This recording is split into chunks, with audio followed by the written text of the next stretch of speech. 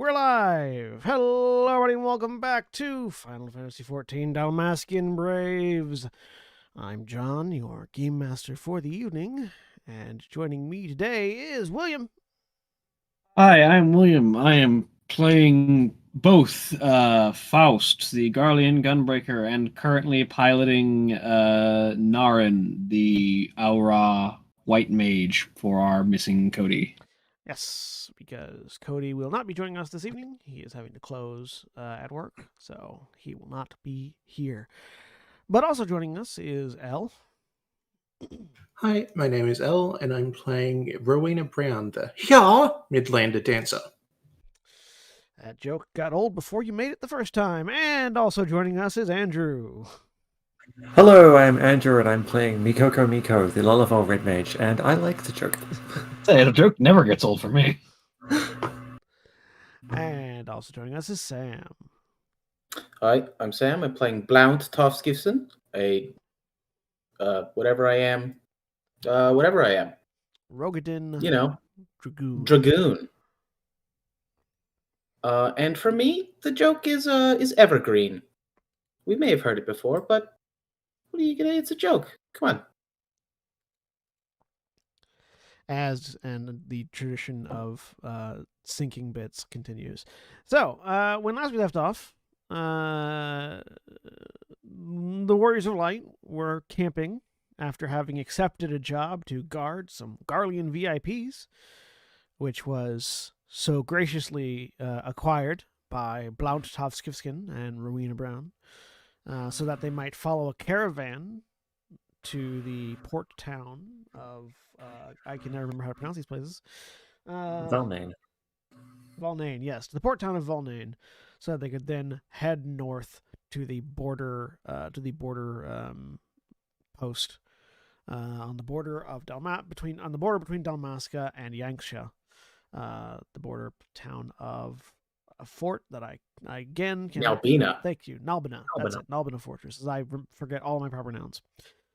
On the way, they had set up a camp after a pretty grueling march, wherein the adventurers, along with their newfound guard allies, were all have names and hopes and dreams. All have names and hopes and dreams, and we'll see them splatter on the ground soon enough.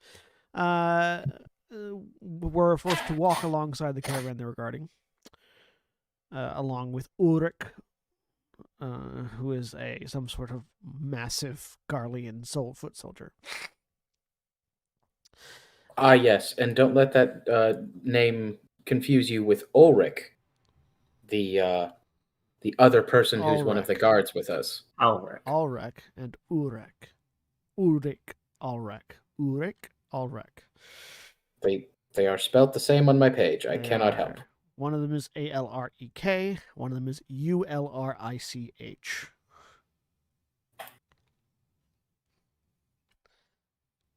That they are spelled the same is a failing on your part.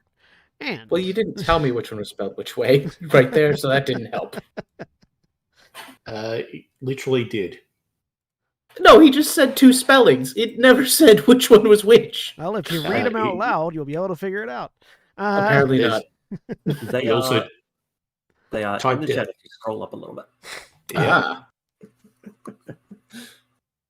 Oh, so they are. As I said. So, when last we left off, it was actually, it was Faust and Alphines. Alphines. Alphine? Is it with an L? There's no L in there for me. There's no L. It's Alphine.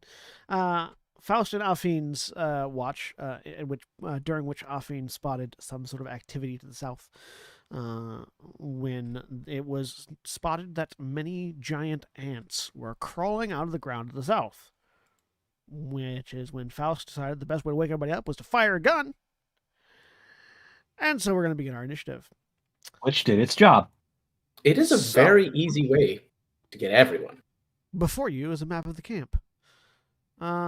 Arrange yourselves, particularly Faust, arrange yourselves for the rest of you however you would have been sleeping, wherever you would have been sleeping. And Faust, you may arrange yourself wherever you would have been standing watch. I'm going to be on a bedroll. the very least. I recall correctly. Hang on, let me The s- bedrolls that are placed are the NPCs' bedrolls because I didn't know where you would want to put your bedrolls, so I didn't put them on the map. Fair. Okay. If I recall correctly, he was standing like under the wagon where Afine was keeping watch as well. So right about here. Afine's on top of it. Hence the Yeah. the mark, the designator for how high up she is. Faust wasn't going to climb that, so he just stood under it. Where's my friend? Which one? Woo Woo Kipe. Right there. Oh, their name was blocked by the shadow. Sorry. We'll keep a What is that shadow anyway? a Is that rock. A rock. Yes. All right, I'll be next to the rock. These are rocks that you are seeing. And what was Wobokipe's last name again? Poo Poo Kipe. Yes, we'll keep a Poo Kipe.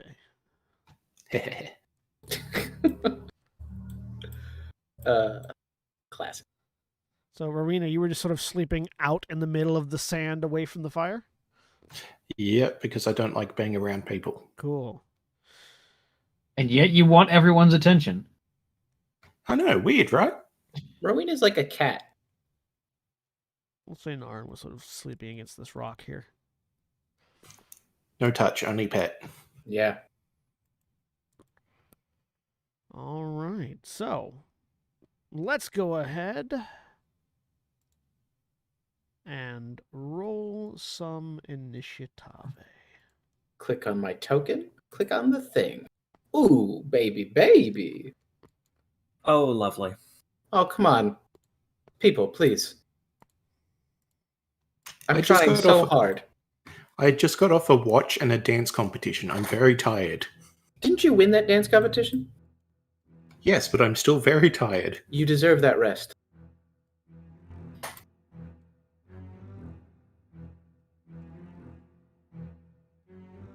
Generic all of Kevin MacLeod's song titles are. What? Oh yeah. We got trouble. Yeah, his song his titles are all very, very generic. Probably for good reason. Oh, I have a feeling that they're named by computer. that might be.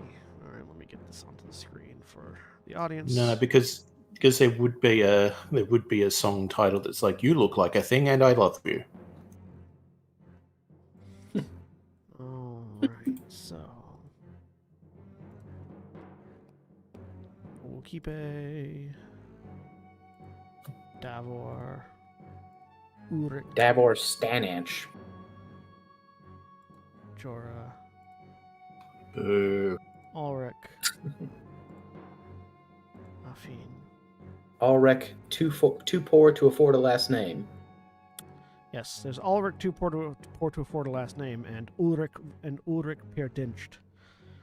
Oh, did Ulrich steal Ulrich's last name, and that's why Ulrich has two? No. Well, No, the peer is his rank in the Gallian hierarchy. maybe. That giant ant is going very low. That giant Don't know ant is me going neither. less low. I don't know how I feel about all these giant ants going in separate initiatives. Yeah, I'm getting real giant wolf vibes. You know what I mean?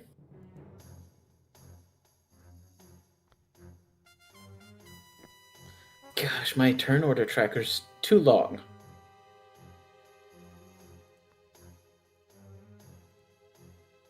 Wait, all the little ants get separate ones too? Yeah. It's fun that way for me. Oh dear. 1, 2, 3, 4, 5, 6, 7. I mean, would you rather them all go at once and be able to flank easier? I think you forgot to roll initiative for one. 1, 2. Oh, there it 3, is. I 4, wasn't 5, scrolling 6, down far 7. enough. Yep. And here. And now we get to go this. Wham! Ah, yes, Ulrich going last. Good. Great. It makes sense. It makes sense. Movies, yes, 6 already 12. I love all of these. I love all of these, like, exactly the same initiative rolls. Anyone else? There is an inordinate number of fives in this initiative. There's a lot of fives. Anyone Anyone? Both the 5s that are in the 5s and the 5s that are in the 15s. All right, so I think we're all good now. I think everything's in the proper order. All right, so This is why Dex tiebreakers are important. it is. They're all the same tiebreaker. That's also true. Unfortunately, it's only for the ants have the same tiebreaker there. Yeah, that's And true. and Wowokipe. Well, Wokipe though is Wokipe also is the same as the giant ant queen. All right, so now I have to open up that one. Wait, I should use pop outs because that'll make it easier.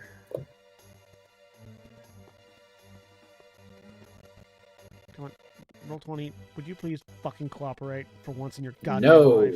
No. No. What made you think Roll20 was ever going to cooperate? Yeah, what a silly question. Vain hopes, really.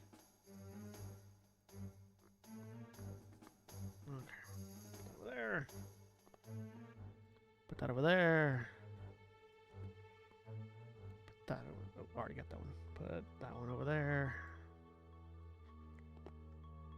Put that over there. Ulrich, you piece of shit. Tell us how you really feel. His is the character sheet that won't, for whatever reason, pop out because Chrome had already opened it once, not popped out, and thus deigns that, well, I've already opened it once, so I'm not going to open it again. Yeah, don't be ridiculous. Why would I open something a second time? It's not like that's a function of a fucking browser. Tabs? You want tabs? Burn in hell with your tabs. I've got to refresh, which is going to cut the music. The wonders of modern technology. I mean, just on your end, we still have the music. Yeah. I do love the MIDI music of Kevin MacLeod. It is very Final Fantasy. Oh yeah.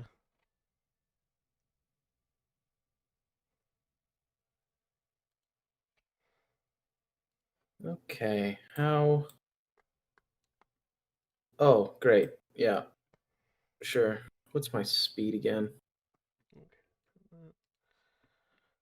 that. Got that. Got that. Got that. Don't care about those. Got that. Because he is on your side for the moment. For the moment? And need Vilekin. Vilekin, there you are. That. That.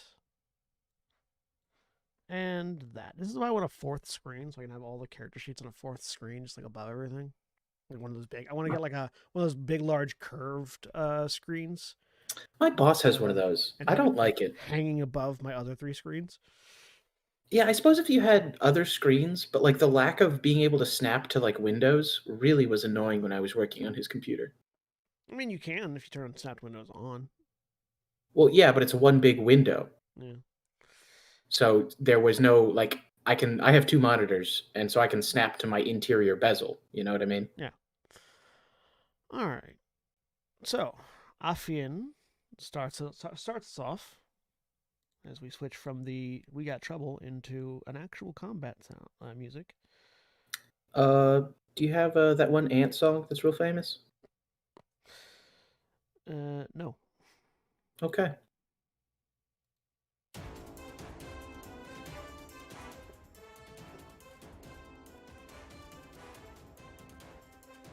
There we go.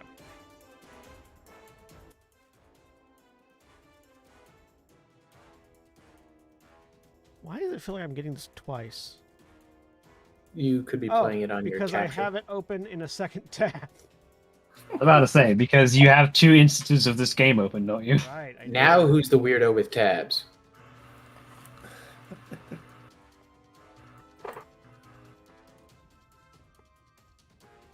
There, fixed it. Okay. All right. Afin. Now, the question is, have they been able to hear us this whole time? Oh god. Yeah, yes, they've been able to hear you knows? this whole time. Good. Affine Pucard. So, from her lofty perch, she can actually see several of them.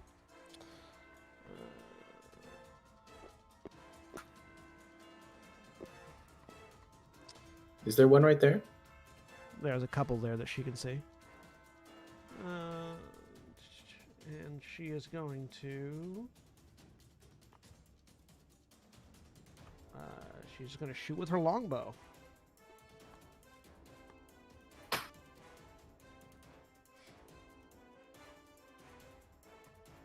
At that one. And Good. miss with natural one. Good. Starting off great. Turn off auto roll, fucker. Thank you. She fortunately gets to make 2 attacks, so second attack. And crits with the second one. All right. Oh, all about the extremes today, aren't we? And one ant dies already. Is that a tiny ant? Yeah, it was one of the small ants. So you watch as from atop the chocobo carriage, one of the chocobo carriage balloons, she just knocks an arrow, fires, pulls out another one, knocks the arrow, fires, and there is a sound as the first one hits dirt, and the second one skewers through a medium-sized ant. And as it dies, there is just Faust, you can see it. There's sort of a pop sound and then a splash of acid as it dies. Oh, boy. Lovely. She's sort of like looking down at it. I wouldn't get too close to them. No, not indeed. Blount, you are awoken by a gunshot. Yeah. Blount, having some semblance of what to do on watch, has slept with his weapons near. And will scramble to his feet with his lance in hand and try to see anything vaguely even in range. Nothing. So he will move to there in front of Rowena. And can I ready an action, or is that I can't? Yeah, you're ready. Yeah, you can hold an action. Yeah, that's what I mean. Hold. Yeah, I'd like right. to hold an action. I'd like to stab an ant if they get in range. All right. Which weapon are you holding to stab with? My lance. So you get the 10 feet. Got it. You could also, if you want to, like, brighten your lantern. I think you got your lantern set fairly low. I'm good with it there. All right. It's Ulrich's turn, who sort of startles awake and scrambles up, peering south into the darkness. He will ready a spear and shield, and just sort of like move over to here. Think better of it. 15. And sort of move over towards next to Blount, where he can just hold. He's also going to ready an action to stab someone that gets close, but he figures forming a barricade with someone else is probably smarter than standing by himself. Nope. Yep. I like it. I will look over, glance, and nod approvingly as I'm watching these ants skitter. And Jorah's turn. Jorah has a bit more movement speed. That music really ended, didn't it? Yeah. Mm-hmm. Pretty cool.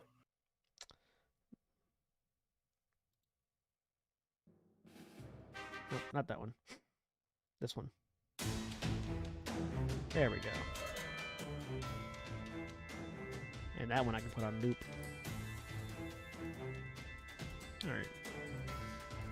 So, Jorah.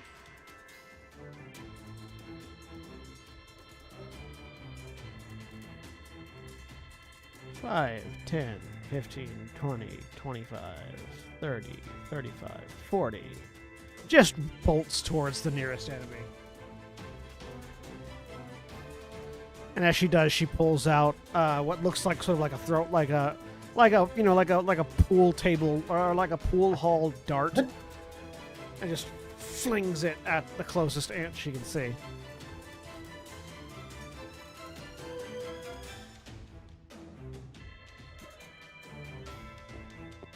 With an 18. Again, stop auto-rolling damage. Can't believe she threw a pool table. Tweak that for everything. What was For that, Andrew? each character. You may need to go through and tweak that for each character Yeah, individually. I will, because Roll20 was being helpful. But yeah, no, she throws an 18 at that ant. It hits, dealing 5 damage as this little pool dart just ting, hits into it.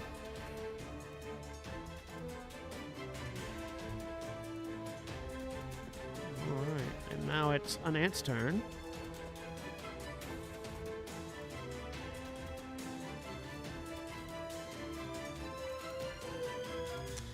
Five, 10, 15, 20, 25.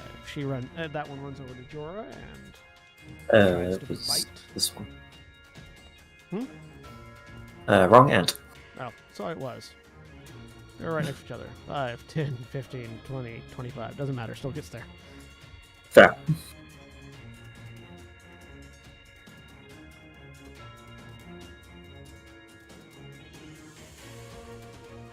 The enemy will roll to the GM. I wanted their initiatives visible, but everything else goes to me.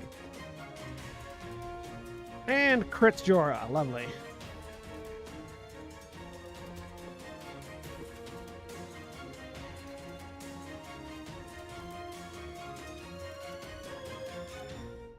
You watch as this small green ant just sort of rushes up to Jorah and leaps out with a bite that latches on and tears a bit of flesh away, and you can all sort of, as she sort of like grunts and pulls her arm back, you see a little bit of acid left behind on the arm.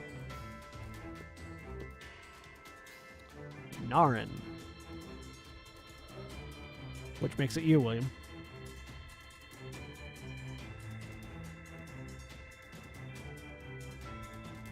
If you're there, William. Did William step away? Or am I just not hearing anything? You're not hearing anything. Ah, there I'm it is. here. Now I can hear you. So, now then. It is Narin's turn. So...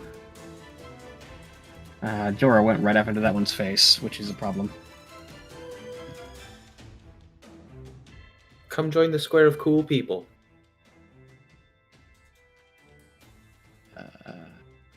5, 10, 15. His bonus action builds a confession.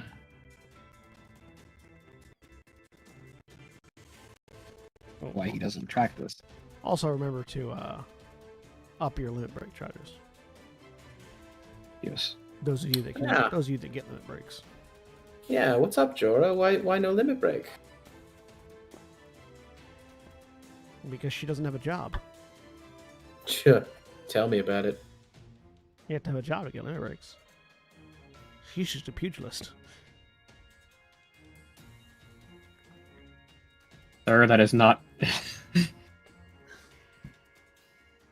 What?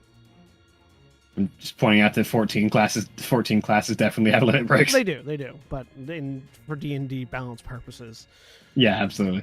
boss enemies and people with jobs have limit breaks. Everyone else does not.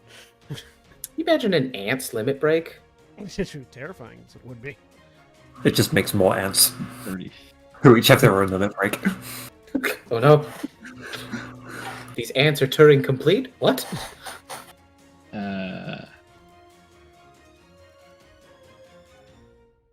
But I mean, when more of these things pile on, Jorah's going to be more in danger than she already is. So The one further to the south of her, 2 squares down, is the one that she hit with the dart. Mhm. This one ran up from nowhere. let's hit the one that she hit with the dart then.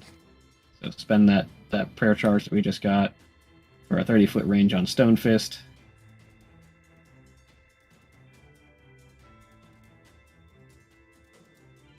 Oh wait, why does he? Character sheet's all weird. This character sheet may have been messed up by thing. Stone Fist is a spell attack, so it's going to be his wisdom. Stone Fist, attack, wisdom. There we go. A 19 for A 2 damage. A 19 will hit. As a Would storm. have liked to keep that 6 damage from earlier. And I believe there's an additional effect.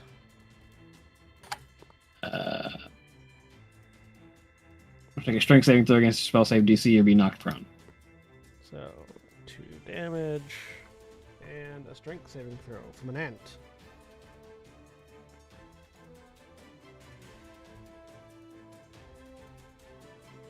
Rolled a 13, which I think is lower than his spell save.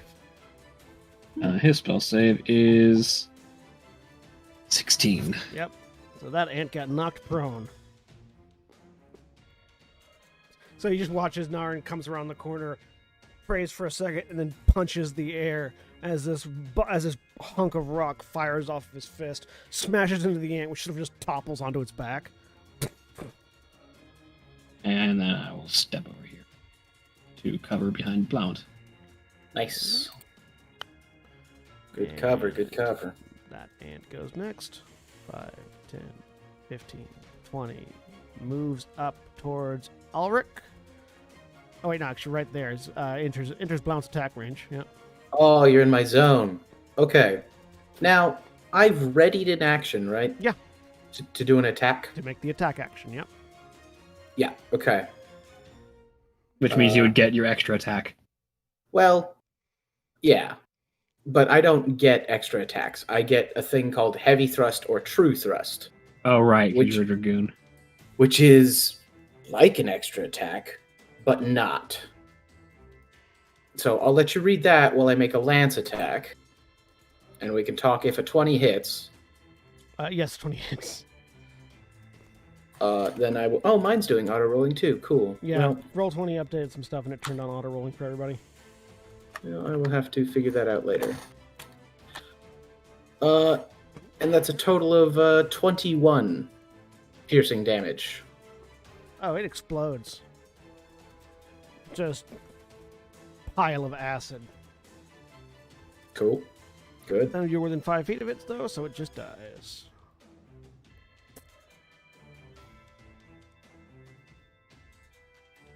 All right, and that makes it the next one's turn.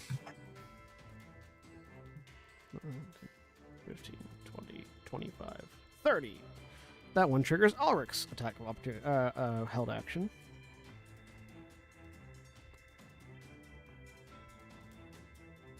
Who has his shield up, so he's using his spear one-handed.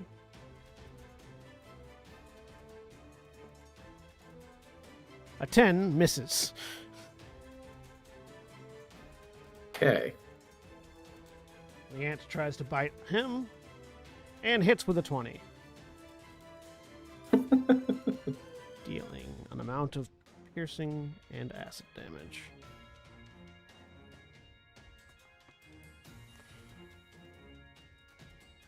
Alright, and this one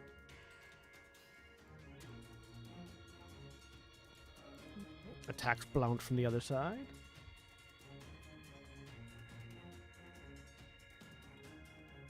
Does a 15 hit you, Blount?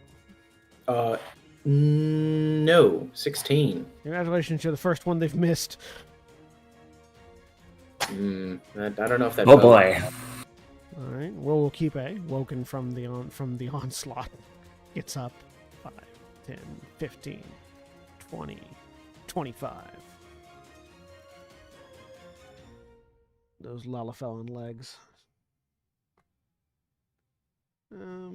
He also has a spear, which he is just going to huck at the ant that's next to Ulrich. Wow. What a good friend. Hits with a natural 20. For 6 piercing damage. As the spear stabs into the ant. Big ant's turn.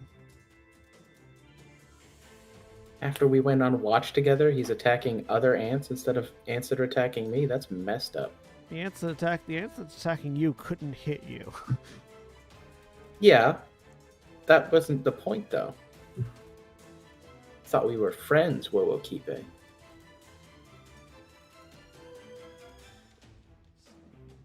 5, 10, 15, 20, 25, 30, 35, 40. As a larger ant comes forward, it's just going to stay there for now. Then that ant spends half its movement getting up, and then moves forward.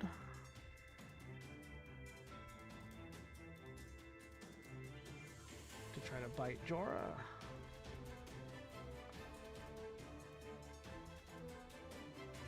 But misses.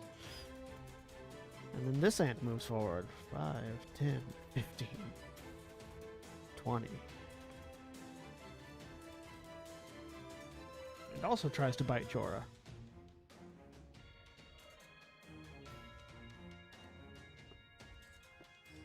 But misses. Jorah's just dodging ant bites now after the first one. Really good at dancing out of the way. 10, 15, 20.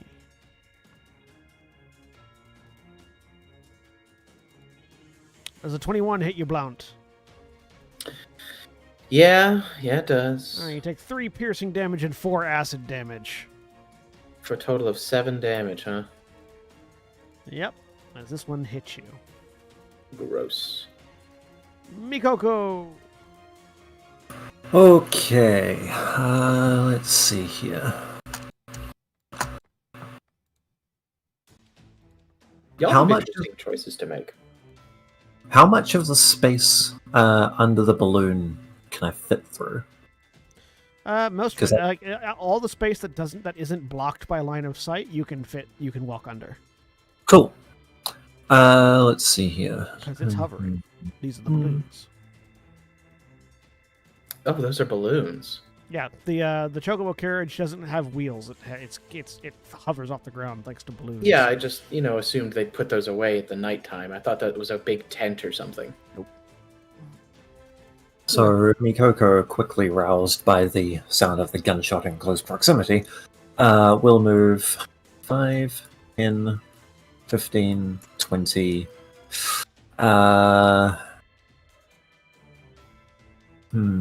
Which one gets me a better angle? Sorry, I'm just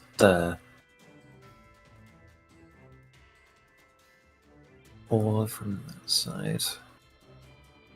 Yeah, So that like how works. our 2 light sources are clumped together over there. I think that works a little better. There's a campfire. Naren and Blount. There's a 25. campfire. There is a campfire, yes. Oh, I'm a genius. Bonus action, spend a flare point for a core, targeting this big ant here. Alright. So I move to there with my rapier. That's a crit Ooh, ooh, ooh, ooh. That is a crit. You have for advantage 28 technically, but it doesn't matter. for 28 piercing damage. Ow. Jam that rapier in.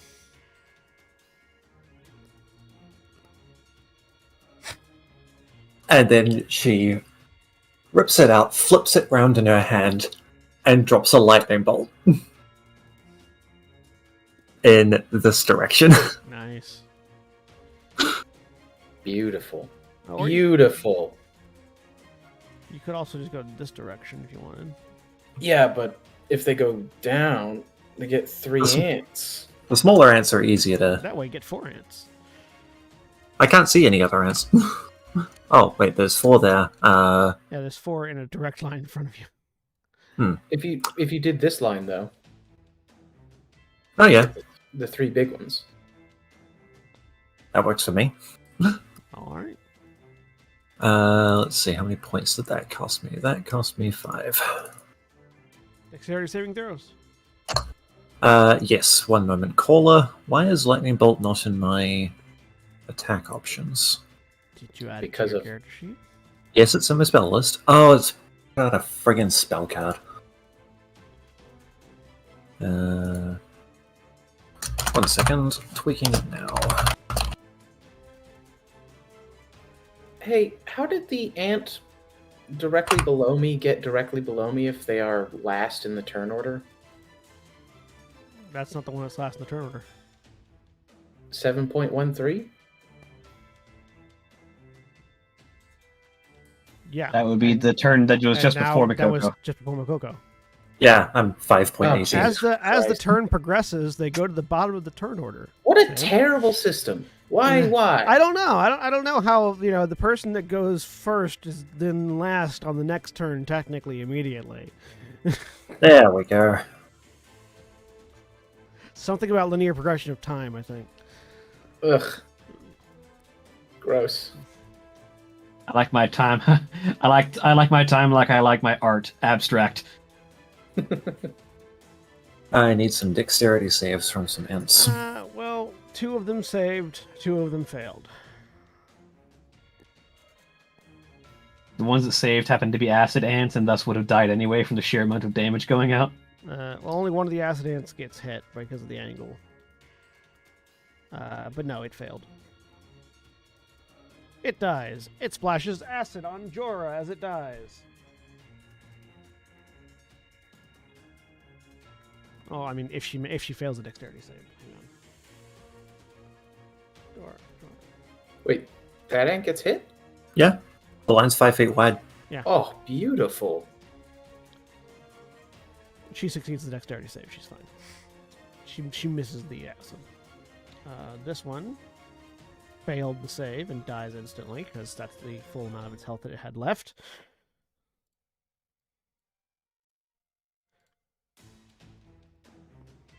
This one succeeded and thus takes half. And this one succeeded and thus takes half.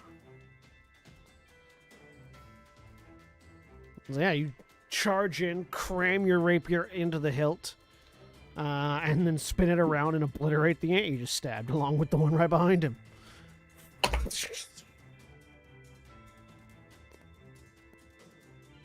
There is a small flourish of Mikoko's cloak that I think only Faustafine and Jorah can see. Faust. Alright, let's move over here. Oh, yeah, I still need to update your art on the overlay and stuff. Oh well, I'll do that later. Mhm.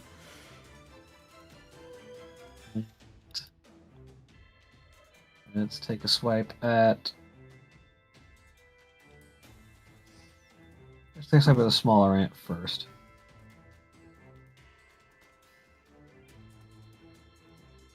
$24, I'm assuming 24 hits. yes.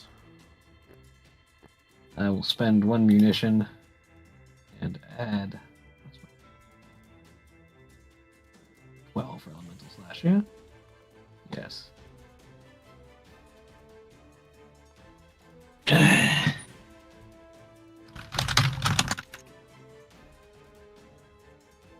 One d12 of my choice of fire, cold, lightning, or thunder.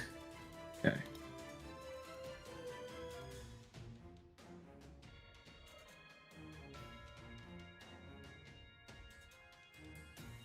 There we go. So 5 slashing and 6 fire damage. Alright, so that's 11 total damage. It's still up. Well, let's hit it again then. 12 probably misses 12 it. is a miss. Stop rolling auto damage. At first strike, just a burst of lightning. Second strike goes wide. Let's see what the turn order looks like. That one is that one that goes after Jorah. Let's give Jorah time to do what she wants. I'm going to step over here and see if it takes an attack of opportunity on me. It will. Because it's not smart.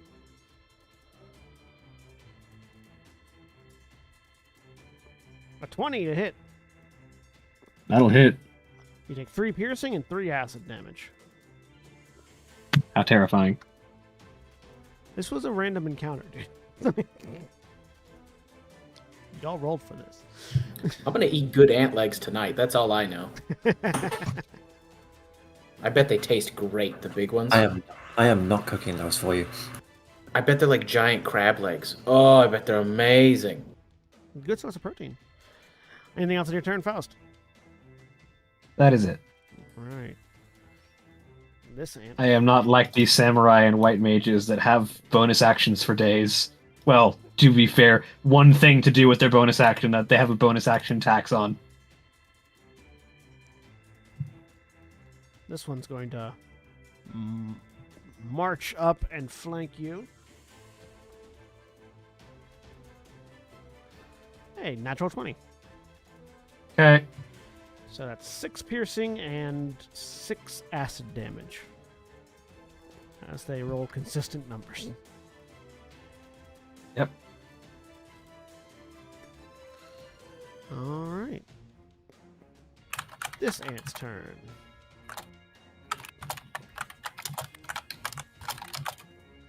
Five, 10,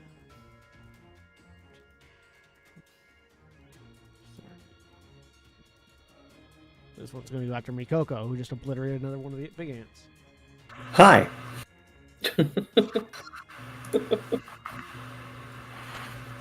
But probably misses you with a 10. Yep. And the sting comes around for a 22 to hit. Yep, that'll hit me. All right. So you take...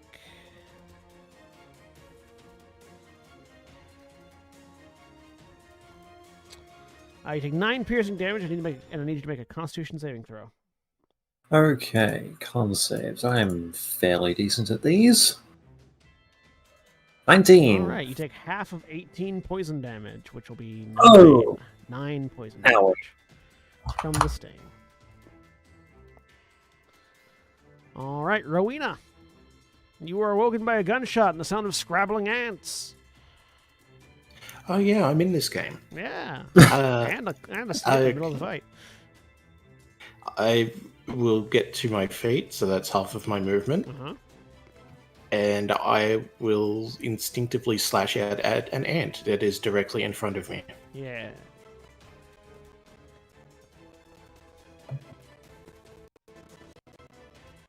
An 11 With an misses. 11 to hit.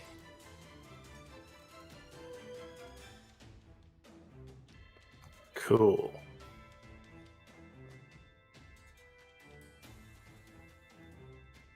That's my turn. All right, no movement. Nope. All right, Davor's turn. 5, 10, 15, 20. He's going to come up and try to get this ant.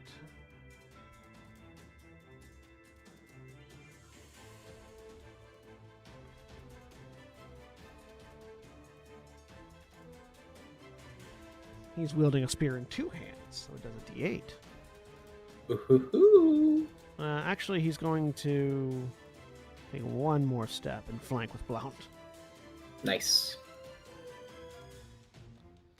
For a 20, dealing 8 damage. Okay.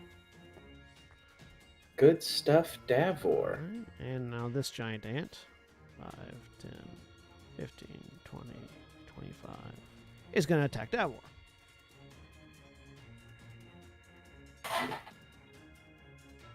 And just hit with a 17. Dealing 10 bludgeoning damage to Davor. Who is still alive. No. Oh no, Davor. And grappled. Oh. He'll try to What? sting him. And miss. The sting misses the sting in the giant lion man that he has grappled in his pincers. Thank the 12. All right, buddy. And as soon as I get these other 2 NPCs to do a thing, I'll get milk for my child while Blount takes his turn. Ulrich's turn.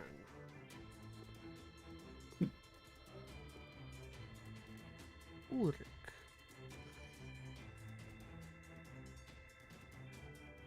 Five, 10, 15, 20, 25, 30. He surveys the surroundings. This massive man.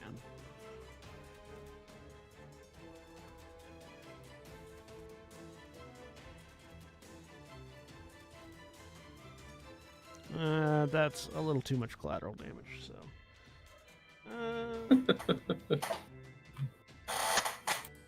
Live a little. He will use And then his 3 of action- us die a little. He'll use his action to dash. 5, 10, 15, 20. Get right up next to Faust over here. Oh. And Afin, seeing that Davor is in danger and having the range, will fire some arrows with her longbow. Do it. And she's going to use a bonus action for Archer's Eye. And 12 will miss, but a 19 will hit. So she'll do that, plus an additional d10. Lovely. Oof. For 9 damage. Alright, Blount, your turn. I'll be back in a second. Cool. All right. It's a good thing that I have a little bit to think out this turn. Because if I pop these acid ants, our lion friend is going to die. Yep, that sounds about right. Right? Like, I think the best thing to do is probably take out the big one. yeah. Like, stop me if I'm, what's the word I'm looking for? Being too directorial. No. I definitely put a line up for your lightning earlier, so I'm with you 100%. Yeah. That's what's going to happen. I'm going to stab the big ant and then use my... Ooh, for the first time ever, I'm going to get to use my Crescent Moon Strike against an enemy target within 5 feet. So then you hit one south of you to not explode Devil. Yeah. Yeah. It was originally I was just going to smash 2 ants right next to me and like tank the acid damage, but now I guess, gonna have to be nice to Davor. Or he'll end up tanking the floor.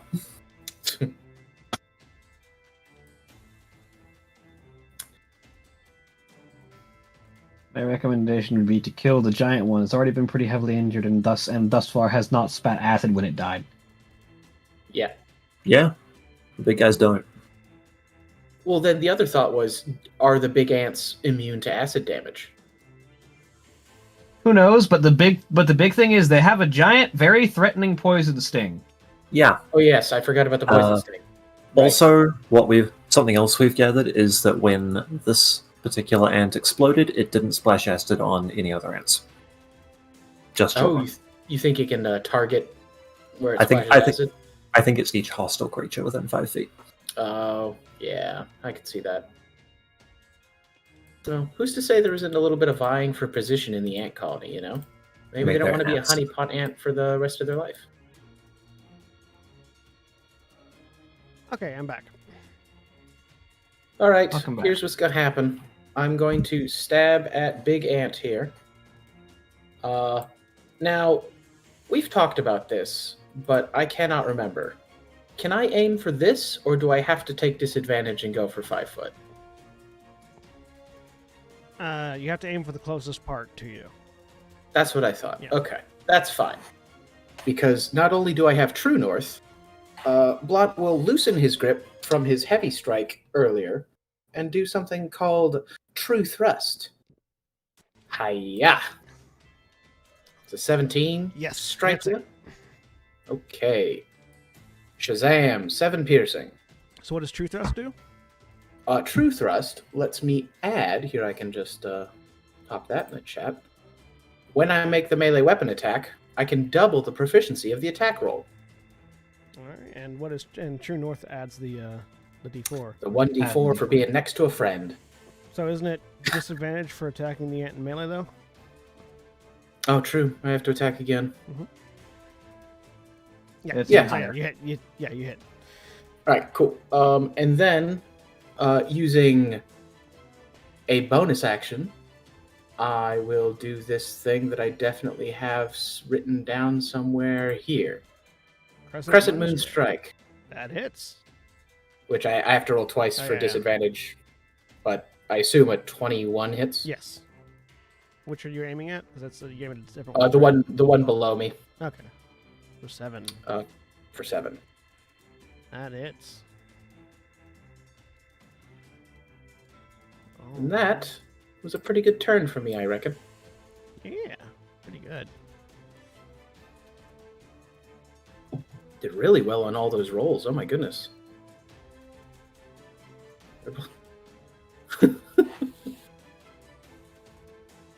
Rolled a 4 on my True North 4 times in a row. Nice. Yeah. Sorry, I'm just adding a thing here that I'll need later.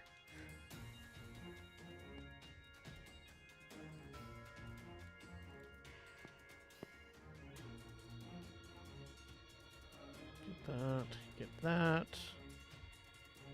Get that. Get that.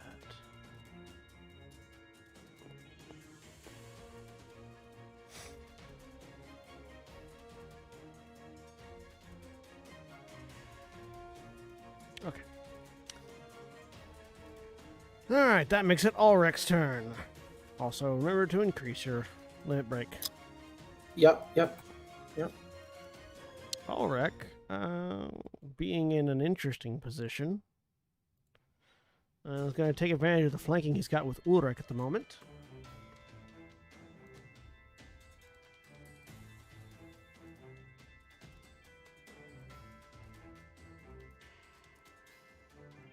To stab. And kill that ant. Which explodes.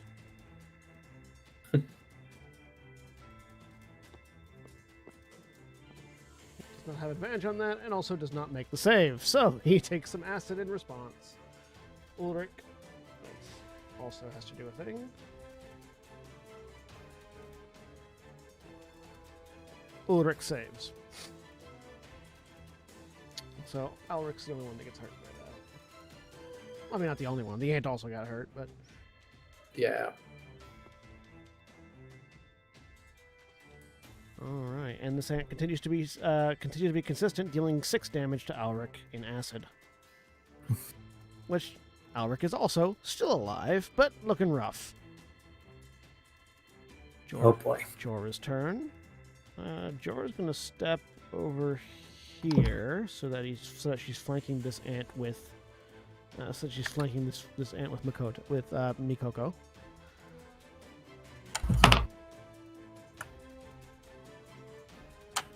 And she's gonna unload on him.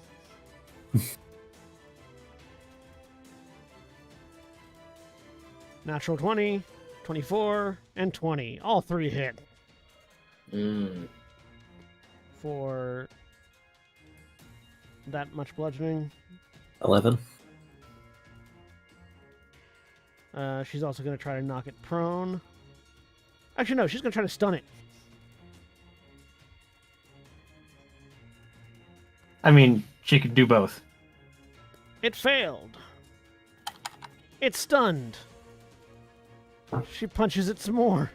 If she chooses to knock it prone now, it automatically fails to save, doesn't it? I mean, it's already stunned, so... Oh, yeah, I mean, I guess she can knock it prone, but they already have advantage, so... Yeah, but it's just slower that it has to move when it next gets to move, and we can pound on it. True. If it gets to move again. That's fair. And it's a free effect, if I recall. Yeah. Yeah, she can just knock it prone. She's like... Whack! The first one just smacks this thing in the mandibles so hard you see the stars come up, and then double overhand down onto the skull to knock it prone. And then while it's down, just kicks it in the thorax. As Jorah begins to just beat this thing down.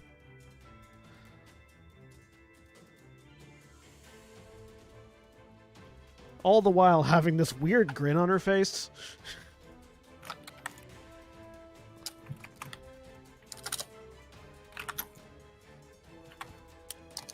This ant looks over at what Jorah just did the big one. and goes after Faust. You're not flanking, little one. It likes to think so. 17 to hit you. Nope. All right, it's its turn. Arn's turn. Yeah, so Narin is going to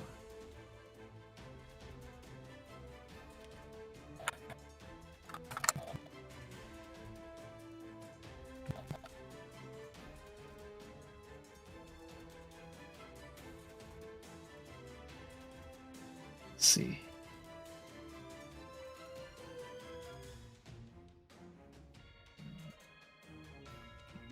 Next dawn. Okay.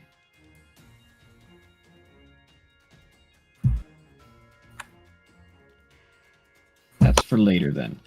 Can Narin tell which of these two between Alrek and They both seem equally fucked up. Okay, cool. I will prayer and gain a charge. Gain a second charge lever. Remember that? Step over here and cast Cure Wounds on Balin. Davor. It's 1 mana point for a first level spell, yeah? Yeah. Mm-hmm. 2. Two? Two. 2 mana points for first level spell? Okay. I thought it was double -1. From second and up. Uh, Actually, no, not even that. It goes 2, 3, 5, 6, 7, 9, 10, 11, 13. It's listed in the The spell in the points, in the spells page if you got spell points turned on. So there's that. So cast Cure Wounds. no, it's 2, 3, 5, 6, 7. Yeah, so 2. Okay, so it's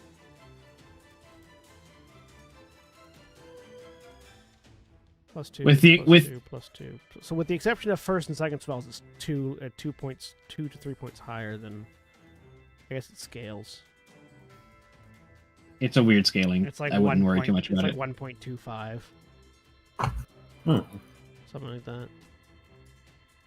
Because first goes to 2, then second goes to 3, then yeah. I just do what the numbers tell me. I don't really care how they got them. Fair. So it's 2 mana points for a first level spell. Yeah. Elemental Blessing gives people. What is the thing that adds to that? Yeah, it's the temporary Sure. points of it. Why is the thing? Is that? Hang on.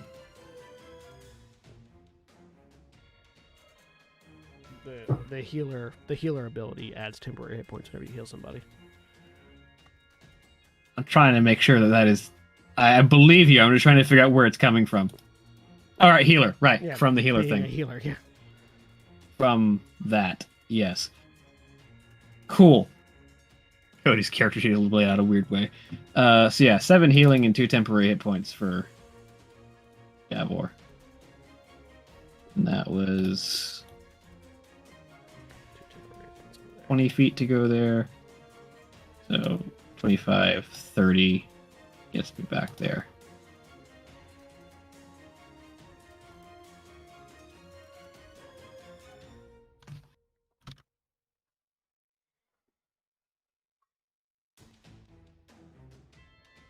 And that's Narin's turn. All right. That makes it this acid ant who is going to try to bite Rowena.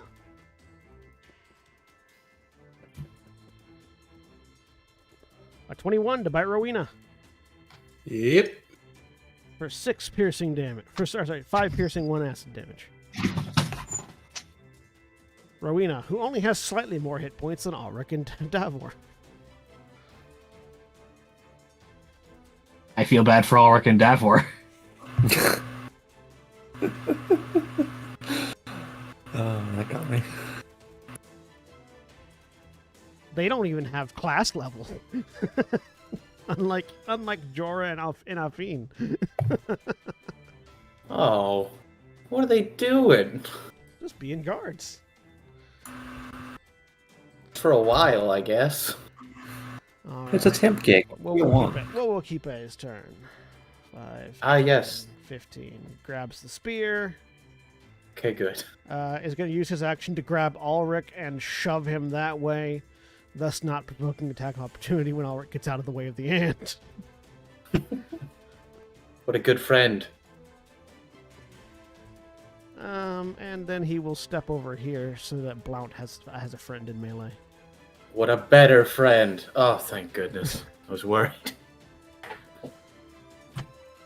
Big Ant's turn. Ant Queen's turn.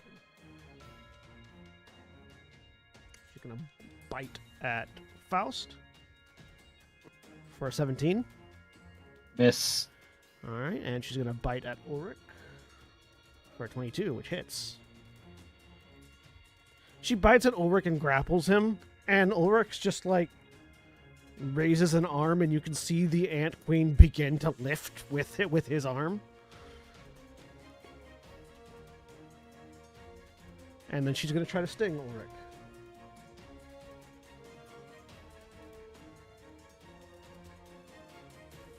She hits for 8 piercing. And Ulrich needs to make a Constitution saving throw.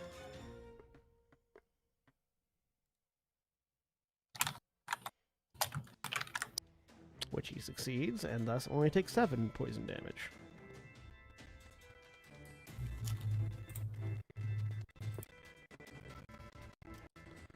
That ant is dead. That ant is also dead. That ant is alive and will attack Blount. It can try. Bite! Natural 20. It's very good at trying. You take 5 piercing and 2 acid damage. 2, 3, 4, 6, 7. Mikoko! Will attempt to stab this ant between herself and Jorah. It's also prone. Indeed. And Super some. advantage. And stunned. You have 3 different versions of advantage. Unfortunately, I only get one. Do it with your eyes closed. Cancel out one of the other advantages. 22 22 hits. for 7. 7 damage. Still up? Yep, still up. Alright, hit him again. 25 25 hits. for 11. Still up, but close. Bonus action. Mm-hmm. Spend a flare point to... Do you have a hit him again option? I mean, I could Coracle. I don't have to move. It's just choose a target within 30 feet. Sure, I'll just do that. Bonus action Core. 21 hits. It's For dead. 8. There we As go. similar to Jorah, just sort of beating down on this ant, you also stab until it stops moving. Except Mikoko's just a little bit more elegant about it. Like, she will aim for, like, precise points in the ant's exoskeleton. Do they have exoskeletons? Yeah. Yes. Mhm. Cool. She will aim for specific points on the ant's exoskeleton and just, like, take it apart. It's a Bit by bit. carapace. All right. And then I'm going to move... where am I going to move to? 5, 10, 15. I'm going to put myself there. All right. Faust. Oh. All right. Let's deal with this queen.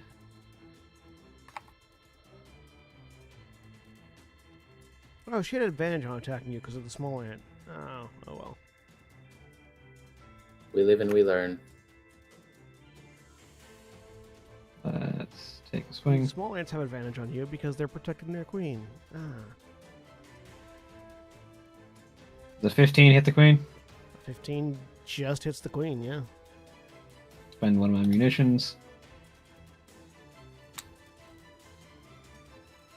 pulling minimum damage on this fucking regular slashing damage. 11. That's going to be fire damage. Mm-hmm. Second attack. 9 probably misses. 9 misses, yes. Cool. Limit meter goes up to 2. Oh yeah, you've done the Memoriam of Misery, so now you've seen what the gun shield looks like, William, Yeah. and how much of a pain in the ass it is.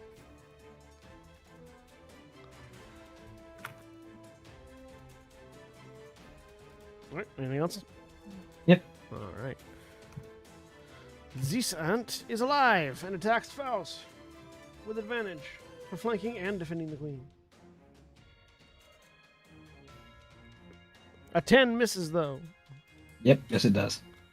Now the giant ant, that one is dead. Rowena. I'm going to take a step back. All right, that ant will try to attack you.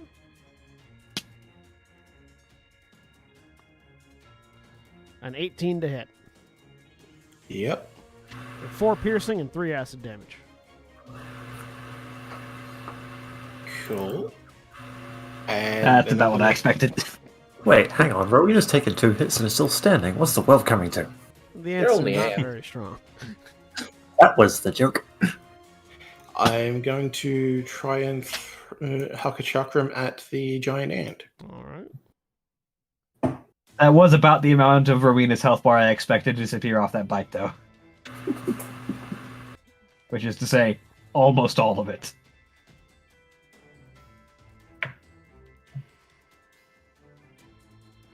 A 14 hits it. All right. Do I get? Yes, I get flourish as well. Do you? I don't know what your abilities do. Ooh. Flourish is if I basically attack. yeah, it's the sneak attack. Yeah. Ooh, nice. It's a total of 16 damage. Very nice. Still up. Looking rough, but still up. Still up. Oh boy. And as a bonus action, I will use my Dazzling Dance to inspire Blount. Oh, thank you. All right. What does What that does provide? This. Inspire Okay. Salsa. Add a bonus equal to twice the number of charges used to inspire them. So that was 2, so you get a +4. Okay. Nice. All right. It's Davor's turn then, unless there's anything else in your turn. Nope, that's it. Davor, still in the clutches of this ant, raises the spear with both hands and just sort of like through sort of a choked out breath because of where the mandibles are holding it, just goes, "For Borgia!" and attacks with the spear.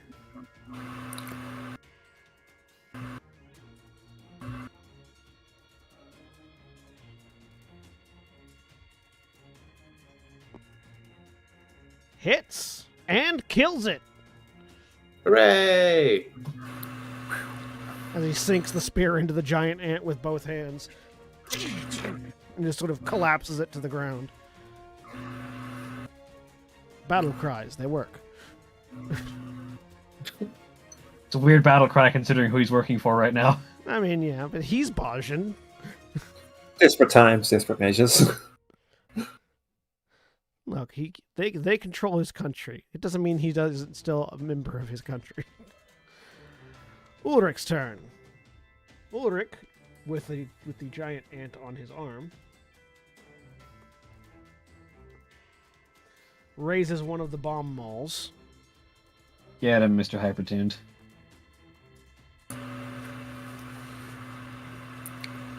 Smashes the ant for 20 bludgeoning damage. Who has to then make a strength save.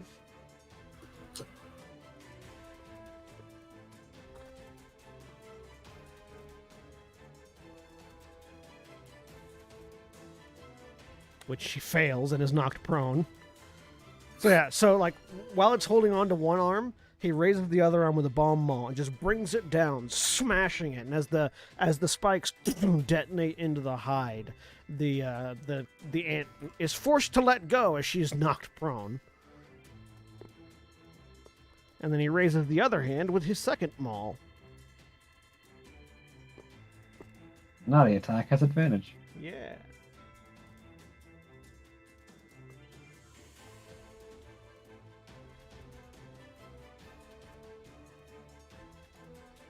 And hits for another 14 damage. The first bomb roll is to hit you with. The second bomb roll is to hit you with. As he is now just drumming on the Ant Queen. Afine's turn. She is going to try to put some strategic arrows in things. Trusting that Faust is either good on his feet or at least has good armor. I have one of those two traits. Actually, no, I have both. I forgot who I was playing for a second. Alright. One hits, one misses. This one dies. Faust, make a dexterity save. Do. You're 20. fine. Yeah, you get that shield around as the acid explodes. Blount. Tough Skeevson. So there's two ants in front of me, so we're going to do a modified version of my turn last time. And I will be attacking the ant to my left with a true thrust, true north, nice dancing Rowena. For a 22. The one to your left you have advantage on as well, so... Oh, so, just flatten. oh, so that's normal roll. then. Yeah, it makes it a flat roll, which Well. doesn't matter. The first one hit anyway, so yes, that hits. Cool. And that does 16 piercing. It's dead. I need both you and Davor to make a dex save. Yeah, I saw this coming. I was a 19.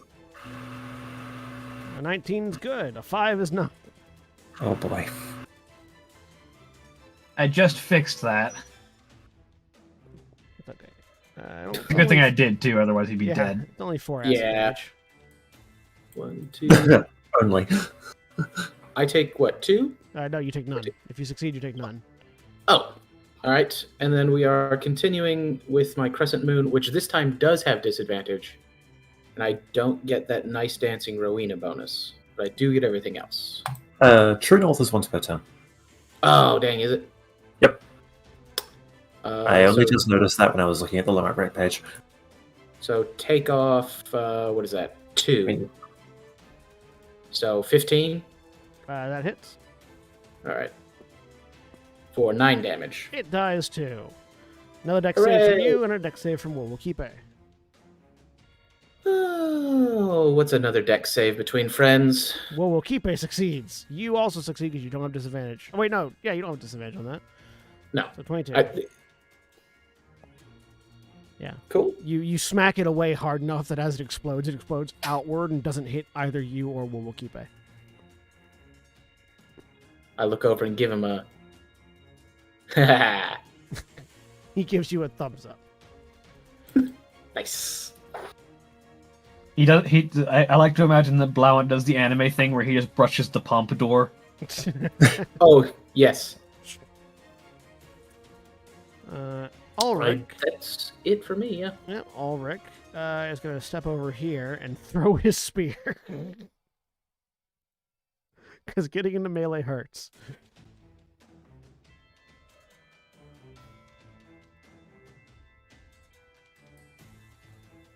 A 10, however, misses. Faust, a spear lands in the dirt next to you. Interesting. Hey, free spear. Jorah's turn. Jorah sees a prone enemy and runs over to start stomping on it.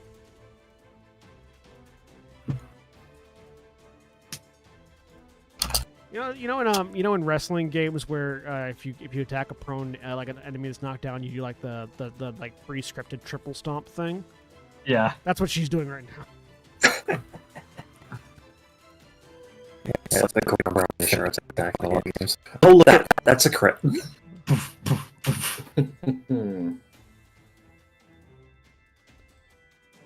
She's going to try to 10, stun it 7, all 11. 3 times, too, so it can't get back up. Actually, hang on. That might not be necessary. 28 damage total. Oh, that's exactly how Dan? much health it had left. And she just runs over, just... and it stops moving.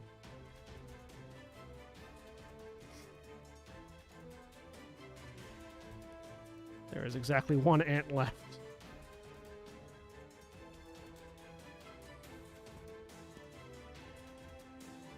Naren. Cool. Let's deal with that. Step over here. Bonus action. Gain another or double my confession. Up to what is it? My level or my proficiency? I think it's... I don't know. White mage. White mage. I think it's proficiency. It is proficiency, yeah. Okay, so if what's my proficiency right now? 3? So 3. yeah, I get a 3rd one. Spend 1 and go ahead and I am looking at the wrong character sheet. I'm messing with Faust Limit Break and not Naren's confession. Get a confession. Spend 1 for Stone Fist.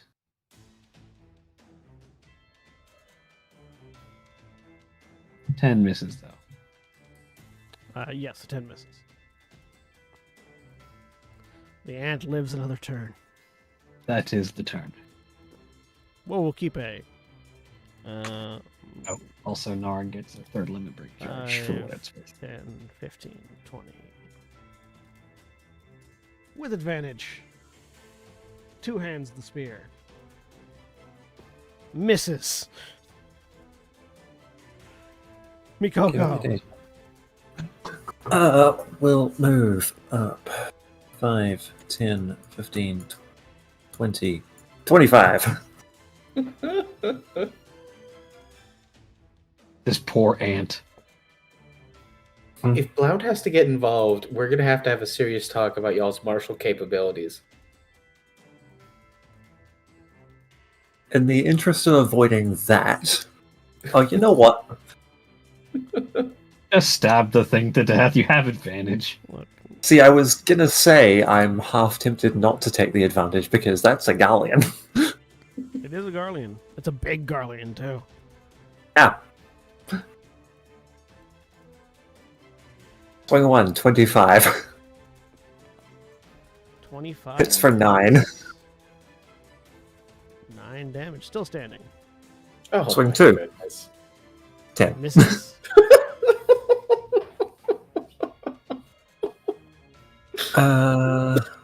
No, I don't have any bonus action cantrips without spending my flare points. But it's the last one. Spend a flare point. Jolt. 15? Oh wait, disadvantage from Melee. Yeah. melee. 15 and 22 is still a 15? Hits, yeah. For 2 force damage. Still standing. Let me double check a thing real quick.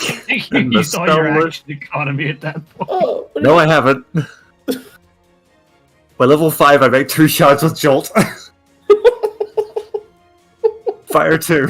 11. Misses. Darn. Is that with the bonus that you get goodness. for your focus? Yes. Because it only has a +1 for your spell attack right now. Oh, yeah, 4 that- from charisma, 3 right. from proficiency, Yeah, 1 from that's the right. focus. That's it. Blount's going to have to come over there and step on an ant. Hey, look, Davor can go over there and step on the ant first if he needs to. 13 hits, yeah. 13 hits, yes. Oh, thank goodness. dead. I'm not going to spend a munition. All 4 of you need to make dex saves. It's like Faust literally turns around, sees what's happening, and steps on it. We'll keep it Oh, fuck. 12. My armor is good. Mikoko fails. In my defense, I haven't actually faced an acid ant up close. I fought the big one. It's the world's most dangerous ant. Wily and Everyone dexterous. but Mikoko everyone but Mikoko succeeds. Oh, how much do I take? 4 points of acid. And As then Faust gets a third limit break charge. we are Oh, yeah, I should get 3. out of initiative. It's set to fade out, but it just cuts off. Anyways, we're out of initiative now. As all of the ants lie dead. And a hush falls over the battlefield. Ulrich and Davor sort of like breathing heavily.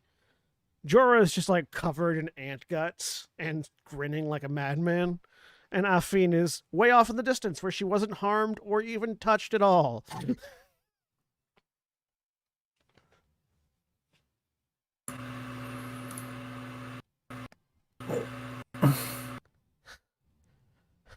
Very well. Now that that's dealt with. We made it, Ulrich says as he just sort of sits down hard. Yes, you sit right there, Narin says. He goes ahead and puts a healing in. I don't know why Narin was suddenly Russian. No, specifically what's his name? Oh, so- Why am I forgetting my own party member's name? Ithram. Ithram, yeah. I don't know why Narin was suddenly Ithram. Yeah, Ulrich. Oh, it's good to play on Cody. Ulrich is sitting pretty there at 1 hit point. Yeah, have a level 2 cure Yeah, wounds. Ulrich, Davor, and Wowokipe only have 11 hit points. Well, now he's got full hit points. And plus an extra with the temp.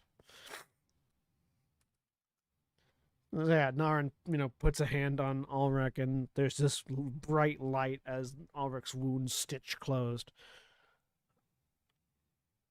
Oh, that's much better. Thank you. Don't mention it.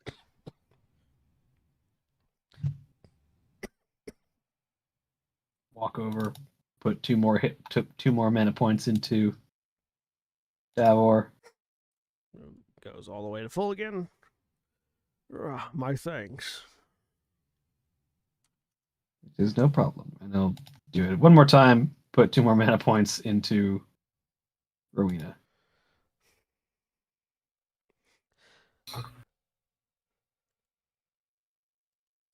Another 13.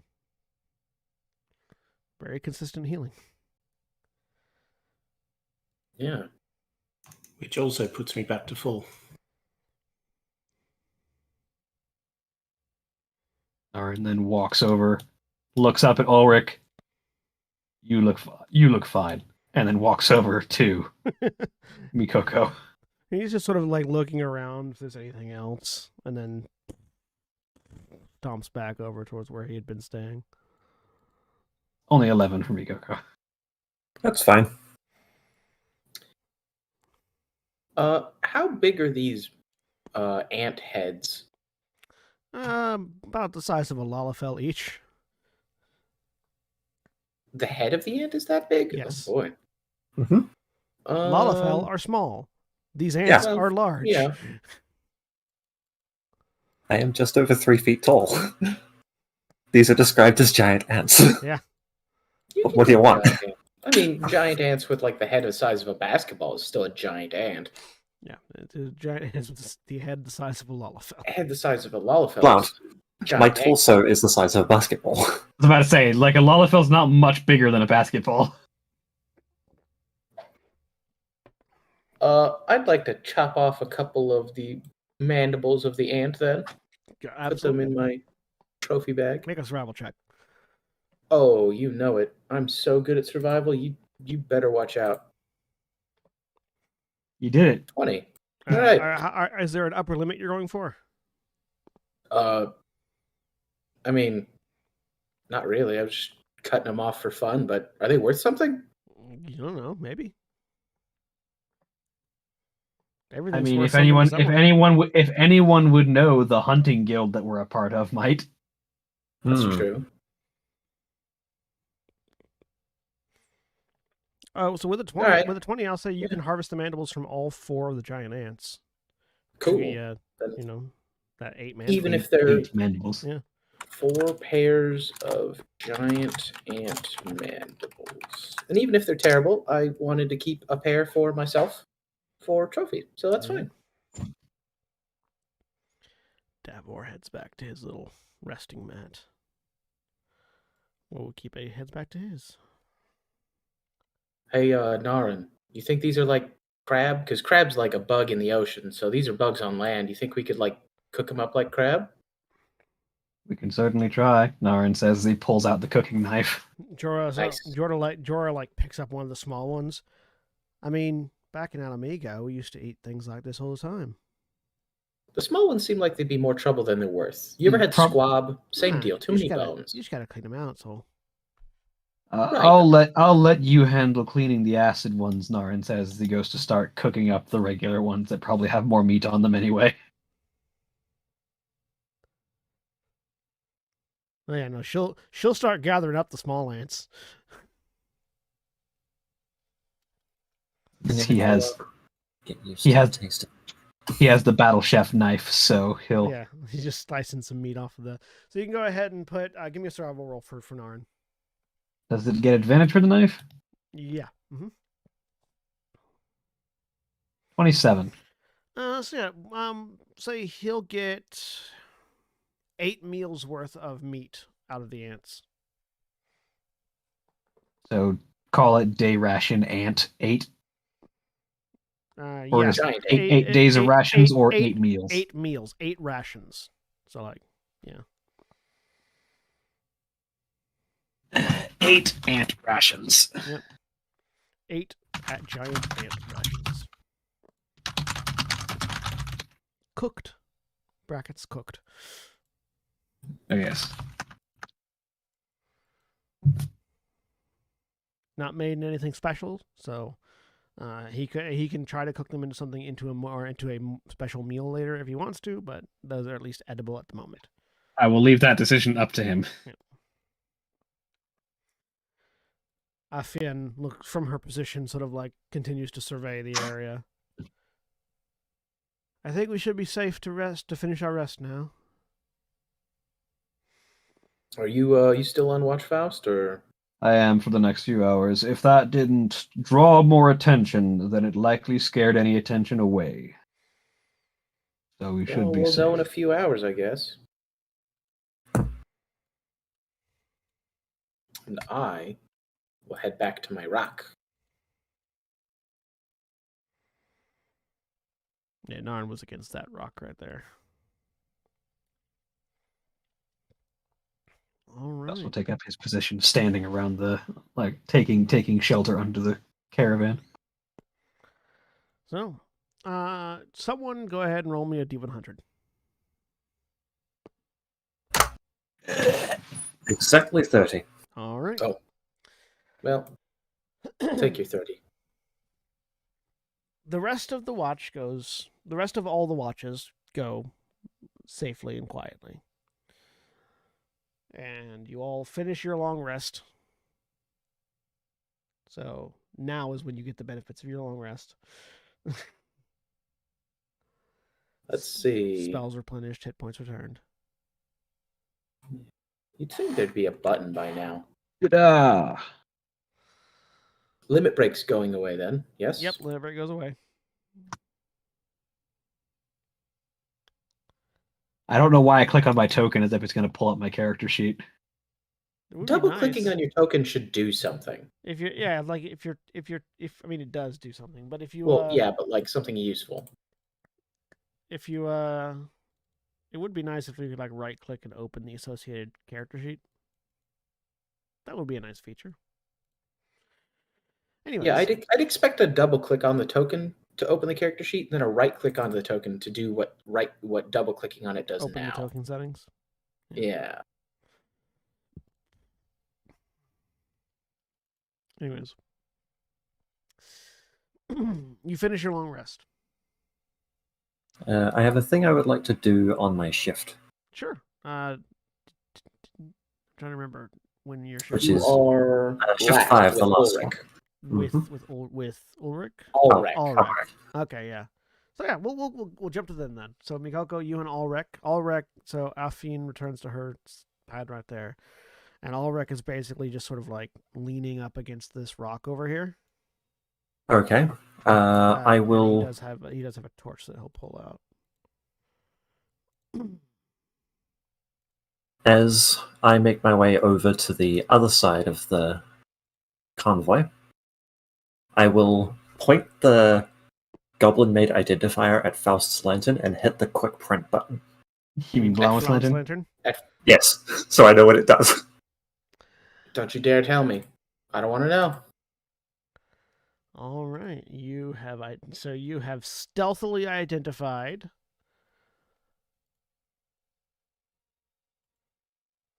And it's not my lantern. I mean, you don't let anyone else touch it, so It's Roger's lantern. It was Roger's lantern, yeah. Yes, it was Roger's lantern. Now it's your lantern. You have identified the Wisp Light Lantern in the magic items. All right. Don't you read it out loud. Don't you do it. read it out loud for the rest of us in the party. Sam, cover your ears. Deafen yourself. Someone message me. I'll post in Discord, and I'll post in the chat when I'm done. Wisp Light Lantern, wondrous item, rare. This dark hooded lantern glows with a will-o'-the-wisp flame that can reveal the final moments of a creature's life.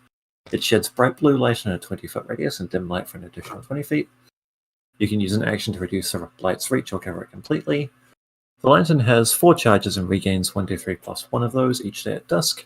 As an action while holding the lantern, you can expend a charge and touch it to a large or smaller corpse. When you do, a ghostly blue illusion of the fallen creature appears above its corpse and silently reenacts the last 6 seconds of its conscious life. The illusion only shows the creature's actions, such as reacting to an unseen monster or trying to extinguish the flames of a fiery trap, but does not show the responsible monster or effect. This ability has no effect on undead creatures. Once a corpse's death has been shown, it cannot be shown again. Alternatively, while holding the lantern, you can use an action to expend a charge and speak its command word. If there are any undead creatures within 60 feet of you that aren't behind total cover, the lantern's light flashes red before returning to its normal blue glow. It takes great skill and power to tame a will-o'-wisp. You will never change its nature, but with time it can be convinced to relive not only its own death, but the brutal ends of others. I'll put that in everyone's journal except Sam's. Okay. You know what's better than knowing? Using the Shroud of Turin as a tablecloth just because you can. So I've put it in everyone's journals except for yours, Sam. Thank you. So I will read over that momentarily before I stuff it in a pocket and get back to work. Well No done. point in waking up everyone else before the end of the watch. Well done. I'm proud of you. I need to find where I determined what the best color for like the color light you see right here, which isn't too terribly blinding, but is still slightly orange. I figured out what that color was. It's actually like a brown tint on the light to make it look more like firelight than like weirdly orange bright light. And I wrote it down somewhere, and I cannot find where I wrote it down. Is it a hex code? Yeah, I wrote down the hex code for the color.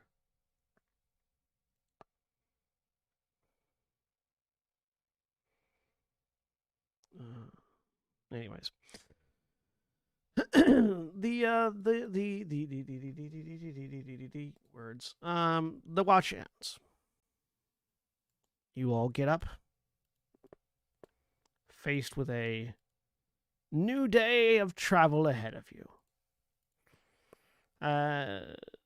Inevitable erosion, checks in with you to see what the commotion was last night that he did not come out of the caravan for because he considered you all professionals and that you could handle it. You explained to him the ants. He explains that to the Garlean VIPs that you're escorting, who nod approvingly in your direction.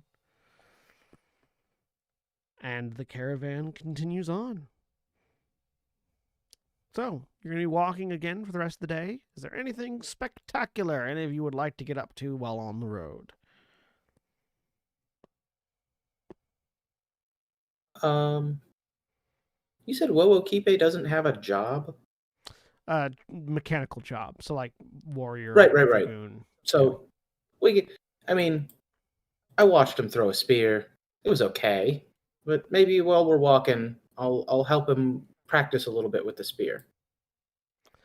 So if you if you talk to them, you can learn a little bit about each of the other guards. Well, Kipe is actually as you're talking to him and drilling him through a bit through spears, he actually tells you that he's actually more interested in tinkering with things. And he'll pull out a couple of things that he's put together in his spare time, a few little clockwork machines that just sort of wind up animals and things like that. Wow, that's pretty neat. Yeah. Now I know there's a place in Eosia where there's several places in Eosia where they make mammoths and things like that. I've always wanted to learn how to make those. Did you say mammoths? Mammoths. They're mechanical like dolls. Okay. Yeah. Yeah, I bet that'd be intricate as all get out. Mm-hmm. That sounds like a pretty neat thing. Yeah, and apparently in Ishgard there are some folks that make even bigger ones, like for battle and things. What, like to ride into battle? No, to throw out into battle, animated Oh, machines. just that be run in battle. Yeah, animated machines that attack enemies. Now that would be nice. I've never quite gotten the grip on doing something that big, but it'd be interesting if I could. Well, I mean, surely it transfers, right? I mean, I saw your frog did the flip or whatever it was, right? Yeah. So, like, just make the gear bigger and the spring bigger, surely. I mean, I'm sure there's more to it than that, but yeah, I'd like to learn. Yeah.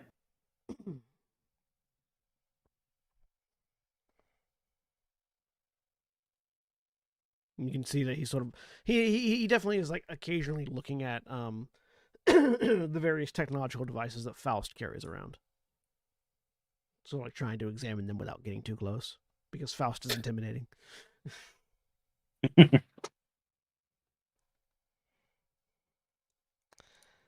All right. Anything else while you're on the road?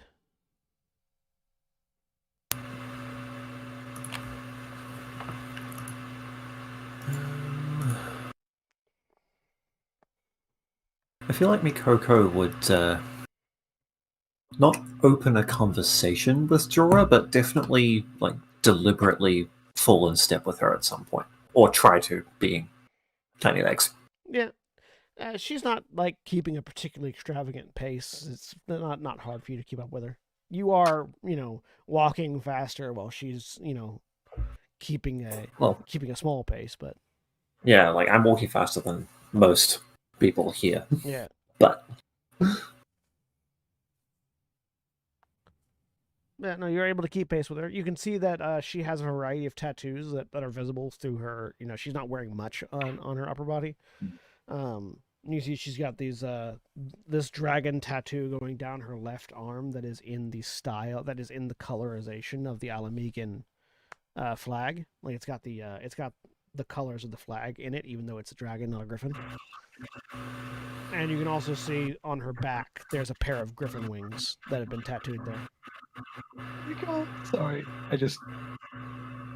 I'm dying laughing at one of these griffin saddlebag items. Oh, which one? Beard cannon. Oh yeah, it's real good.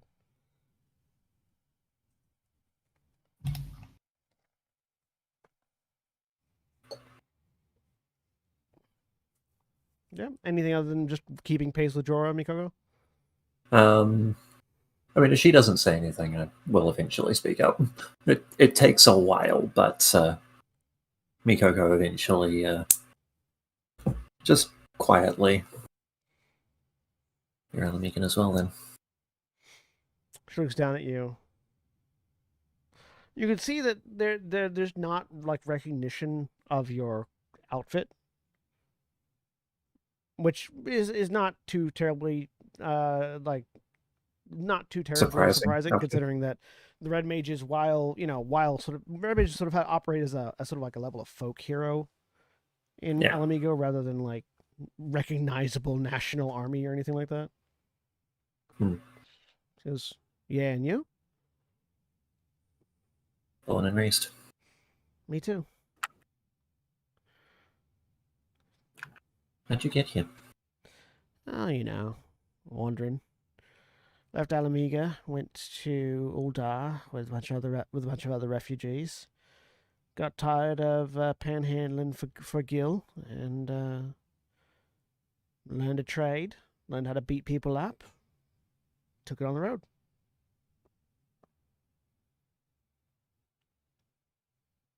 Mikoko just nods approvingly. Yeah, Good to see you. Good to see another one made it out. plenty of us did. Just ended up stuck in Uldar. But I'd rather be out on Yeah. the road than stuck in Little Alamigo for the rest of my days. There's a little Alamigo? Yeah. Have you not been? No, Bunch of refugees out of Alamigo. Bunch of old nationalists and loyalists. Rather than staying in Uldar, picked up a place, I want to say southern Denland. South of the city. I didn't go as far as Thanalan. Mm. Just to Gridania, the Black Shroud. I was with a small convoy that went there as well. And after we got out of the wall, we cut straight through. Got straight through the Black Shroud, didn't stop. Knew the Gridanians don't like people, And headed straight into Thanland. Passed through Drawbones into Uldar. Eventually, several of us kept going further south. Hmm. It's a nice little place. Little oasis. Bunch of Emulja that like to, attack and try to kill you, but no worse than we've lived through. Yeah, I suppose. Must have gotten lucky with the Gridanians then. We even found Close a stone to dedicated to Ralga there. Sort of established it in the shrine. Oh, you did? Mm-hmm. Like out in the Reach? Yeah. That's good. That's good.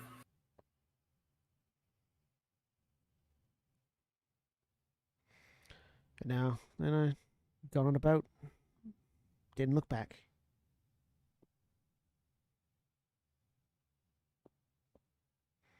Understandable.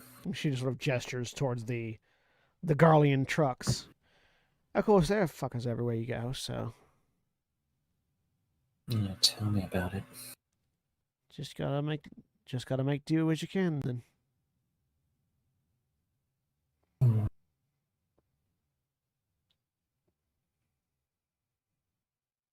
Gotta keep an eye on, well, any opportunity you can, really.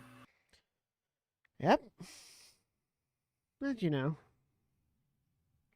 enough of us keep the destroyer in our arms, eventually we'll have our land back. And she says that a little bit louder, looking over towards the truck. Not loud enough for anybody in the truck to hear, but enough to like sort of, raise the threat a little bit. You have to draw attention from everyone else nearby, but no one inside. Yeah. Mikoko flinches anyway. And you're used to that Highlander bravado that particularly Alamigan Highlanders have. Yeah. Just didn't expect that out of the blue when they in the middle of a Garlean contingent. That's a Highlander for you.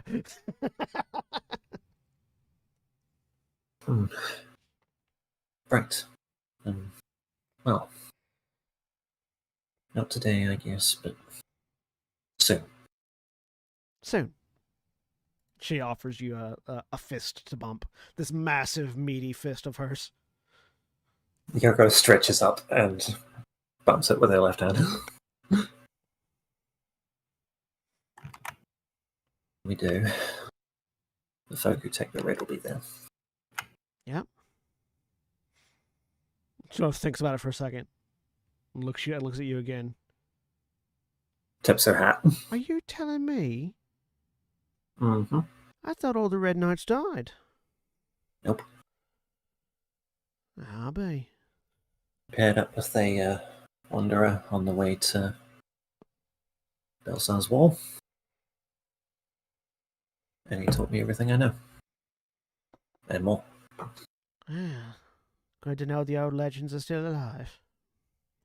Maybe there's even a monk around somewhere. Maybe one of the fists that lived out in the Reach.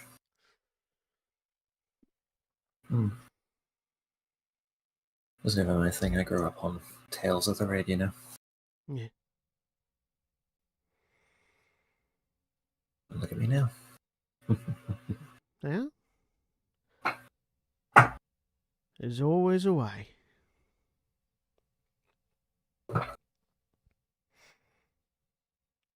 There is. And then she falls silent for a little while. Jorah does too. The two of you sort of walk side by side in silence for a little while. Anyone else? Or anything else?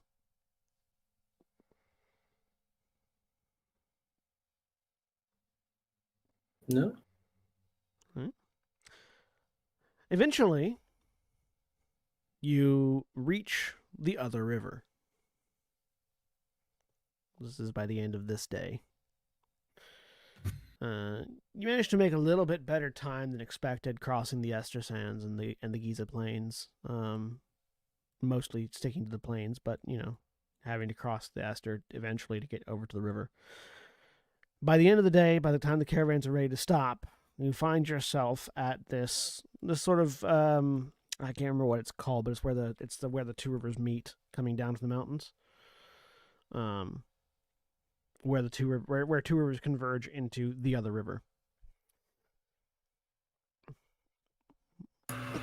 According to a quick Google, that is a confluence. A confluence.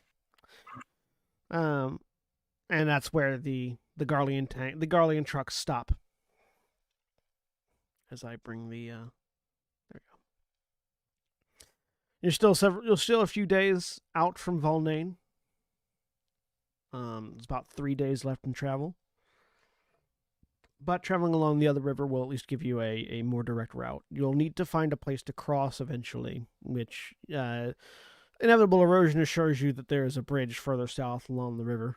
But you have to get there first. But you rest tonight in a land of green. Unlike the dusty, dry, rocky ground that you had been traveling over thus far, you find yourself in a slightly more temperate area. There are trees, there is grass, there are rolling hills, and more wildlife that is less hostile than there was previously. Someone roll me a d20. Okay. Natural 20. You actually managed to locate a bit of an overhang that the entire caravan can actually pull into as you get to the river, providing you with pretty significant cover. Basically, if you're not on or across the river, you really can't see where the caravan is staying. Nice. Okay. You all pull in.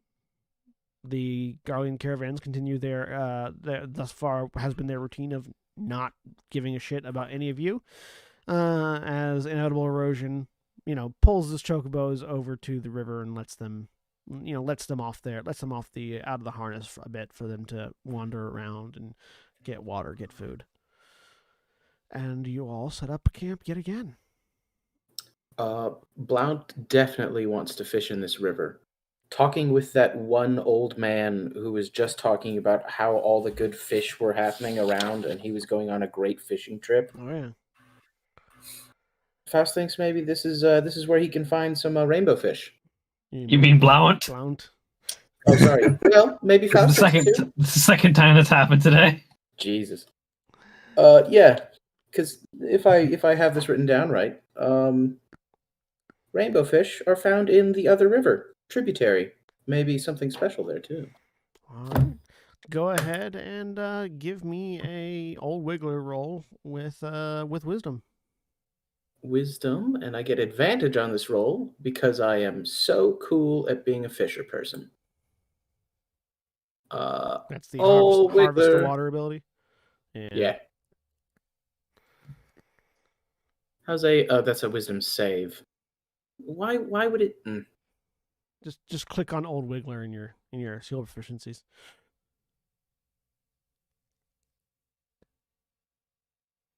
Ah, Yeah. so I can. 22. Pretty good. So yeah, you definitely over the course of a few hours you are able to catch several fish. Enough to feed you and the rest. Not the Garleans obviously, but they have their own food apparently. Yeah. You do see at one point, you don't catch, but as you are sitting there fishing and reeling in some of the other fish, you do catch a flash of light in the river. As this, you don't see it never breaks surface, but something that looks vaguely sparkly, metallic almost, sort of flashes by in the water.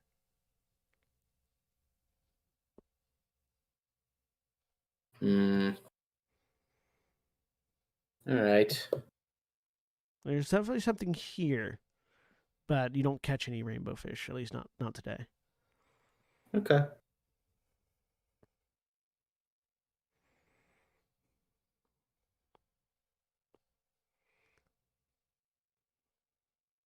All right. Anything else anybody's doing before you bed down for the night?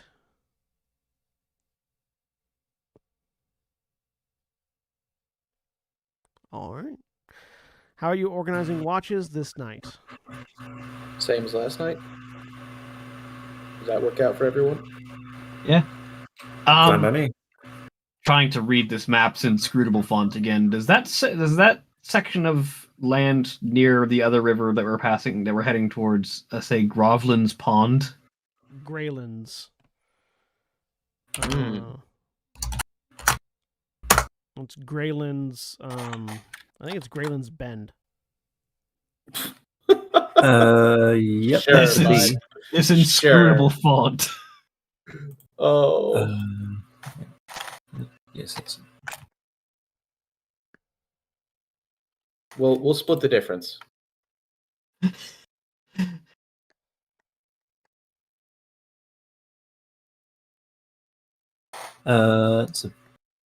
yes, Greylands Bend.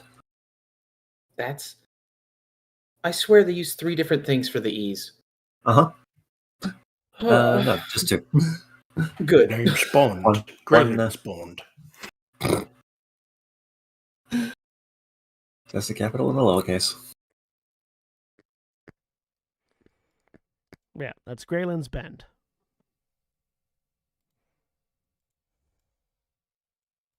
If I move this right, I don't have to put an apostrophe in there. We can just use the apostrophe from the map, which is probably actually a question mark.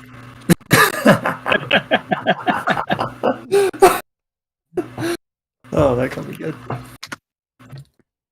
Yeah, I'm assuming that refers to either this area right here or this area right here. One of them. That's not a river on the coast, right? That's the ocean. That's the ocean, yeah.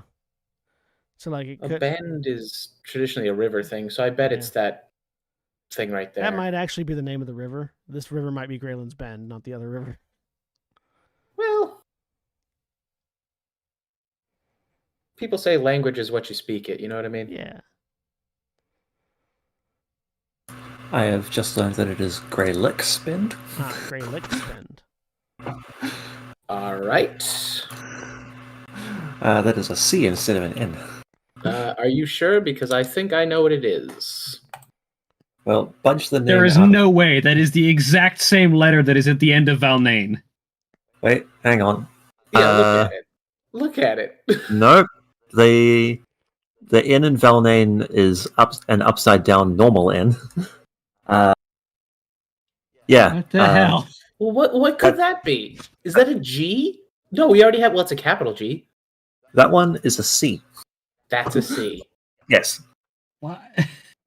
This font. Fine. Sure. Sure. Oh, wow. This looks like I did it worse. You know what? We're just going to make the squiggle go away. Perfect.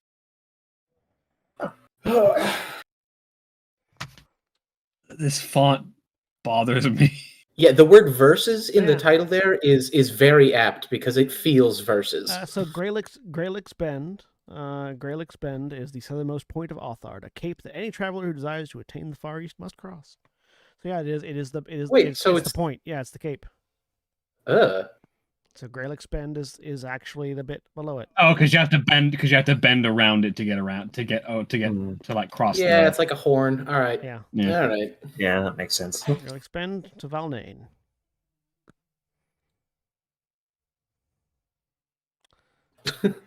I mean, so as a player, I probably think Rowena should not be on watch with Jorah again. But as Rowena, yeah. it's like, whatever, I don't mind.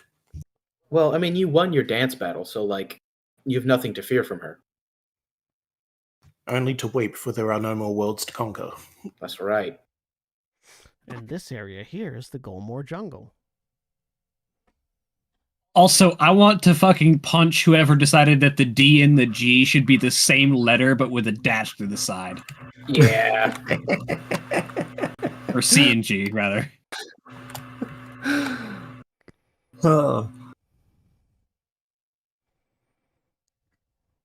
Look, it's not a perfect system. It's not perfect system. Anyways. It's not a plan, but it's a perfect plan. Oh,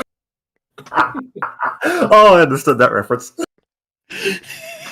I'm not the only person who watches Funny Neon.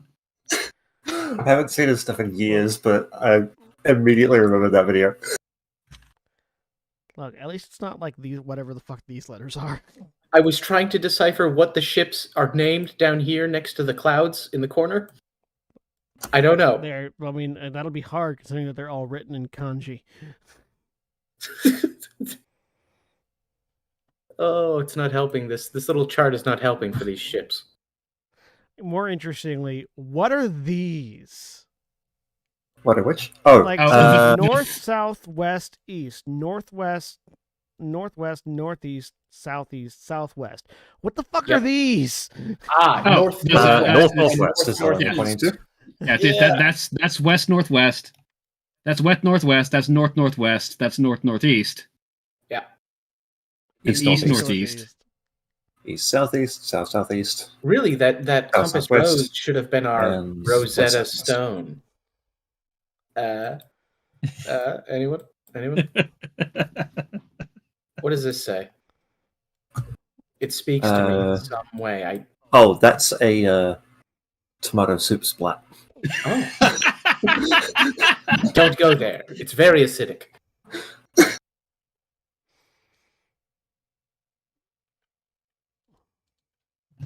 I'm sure it means something, but not to us. Oh yeah. Yeah, like I am inclined to believe that things like the names of the ships and that tomato soup splat are in a much smaller point. If you want to get really fucked, up here, Yeah. that is Ruby Tide. Yeah. We need a new map. Now compare that compare that D to all the other Ds. Come on, That's not- man. that area is the Ruby Sea. I don't know why it says Ruby Tide. Because the Ruby Tide goes hand in hand with Shishko, or whatever is right next to it. Kugane. There's no way that's what that sells. No, Kugane is the city. That's the continent has a different name.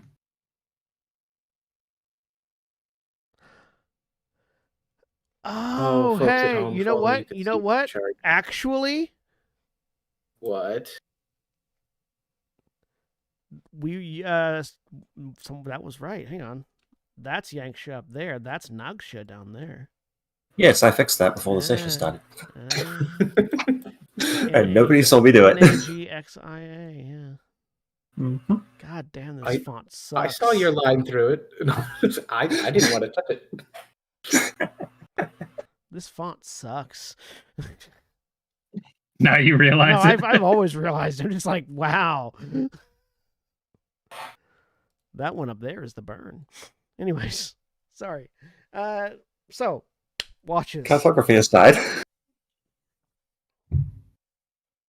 It's a good thing that Wowo Kipe is a map maker, because otherwise we wouldn't have his insightful comments this whole time about these maps. Yeah, no, I mean, I think they were trying. Sorry, hang on, that's not his voice. I think they were trying to be clever with their lettering, and it's really fucked, really, honestly. Do you have a better map I could like buy or copy or I something? mean, I was a cartographer's god. I'm not a cartographer myself, but I could probably just sort of rewrite this, you know. Yeah, I mean, that'd be really nice of Give me you a if you few don't days. mind. Yeah, I'll just give you a few days, really. Cool. Try to translate. It's just a bit, you know. This really fancy font. I'm sure it works for. I'm sure it works for whoever. You know, It's very thematic. Like wrote it it, looks yeah. good, but you know. just a little shit. Just a little bit. Like you can't even tell that says the Skitay range. Honestly, I see. I don't even know what would actually say that. So we pointed the mountain range just above Dalmasca. that says Skitay. That's the Skitay range. Yeah. Oh boy. Would it be easier just to rename the mountains, or should I just, I have some charcoal. Let me just scribble on this map real quick. Yeah, and I don't know how that is supposed to be an S. I honestly don't. Look, I did better than them. Okay, I'm trying to interpret those letters on the far right above Kugane and Hingashi, and all I'm getting is that, and I do not think that's the right word. Well, Yeah, those aren't K's. No, this one. That's S. It's This one over here. I know that's an S because we just looked at the S on the other one. That's an H. That's a capital H. That's an S. Or a lowercase H. It's- SH. So I was right, Shinko. No. It's Shishu. That's definitely an I, and then an SH. You're right, it's Shishu. Yeah. Okay. This is I choose to believe this is what the party is doing in their downtime is just deciphering the fucking map that they have. It's 100% doing that, yes. Yeah, Shishu is the smallest and westernmost island. Shishu is home of Kogane.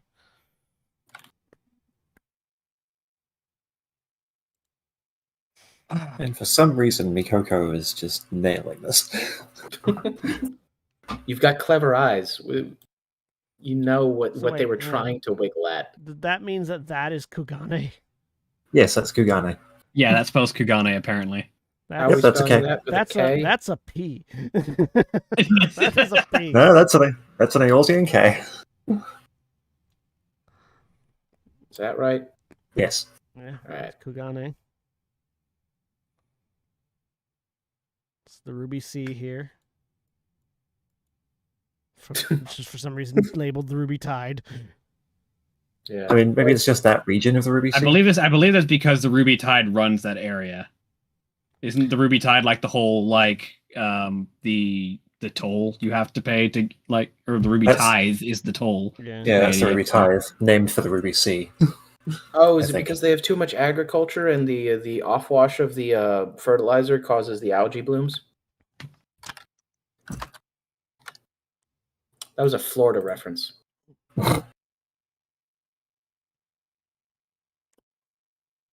Which of the fonts are you using for that? Patrick Hand. Number 2 on the list. Huh. Yeah. At least I'm trying to when I, Oh, wait. That might be Price. No. That curved scythe to the letter is definitely a T. That's a T. Mhm. Yeah, also there were 4 letters there. P. Oh yeah. No, the pirates of the Confederacy.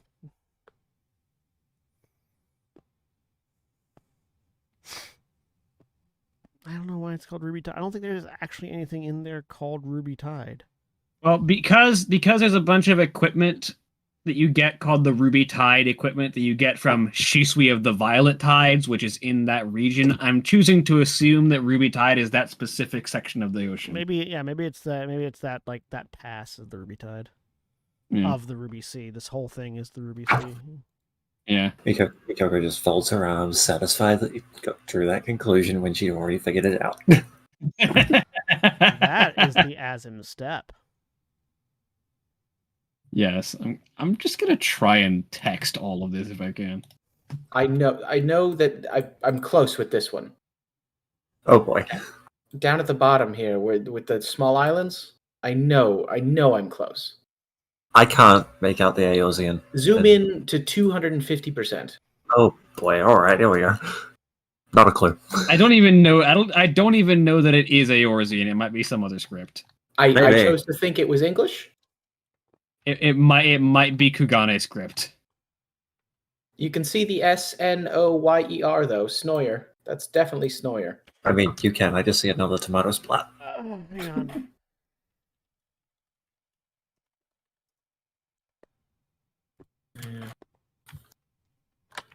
I'm very entertained that we've gotten into this. Oh yeah. And weirdly, I think that this one is all capitals except for the first letter.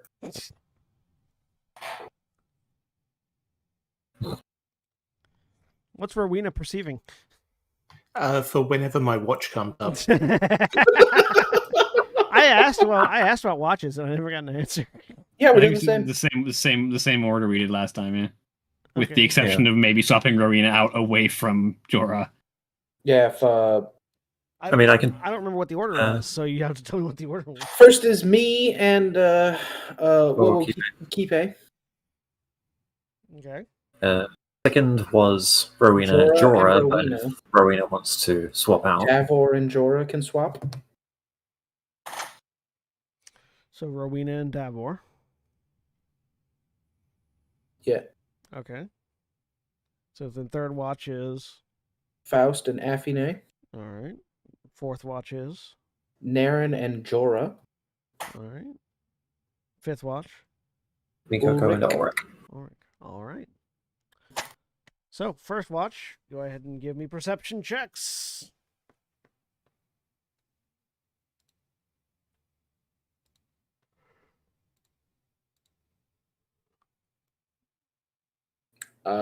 Right. I don't. My partner isn't gonna make it. Right. I got it. Don't worry. Well, we'll keep it at a 19. Which is good because I'm still thinking about that fish. Yeah. You're looking into the river. Well, I think that fish come out at night, especially the rainbow ones. So, maybe if I walk by the river a bunch with my lantern, I'll see the fish again. Yeah.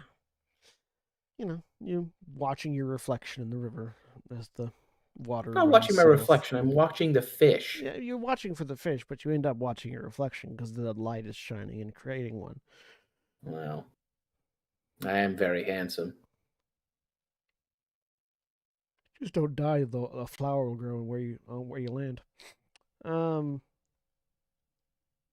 Meanwhile, Wowakipe, who is just sort of like keeping an eye and ear out, sitting by a rock. Tired of hearing me talk about this fish, so is definitely in a different part of the camp. Just a little bit further south, keeping an eye out. Doesn't call out, doesn't call out for anything throughout the watch. Cool. Second watch, Rowena and Davor. So does that roll count, or do I have to do a new one? That roll was for determining when your watch was, according to what you said earlier. I mean, you can keep it. I don't care. If you see a rainbow fish, I'm going to be so mad. 24. With a 24, you do spot something shiny in the river. Just flit past. Can I react to it? Yeah.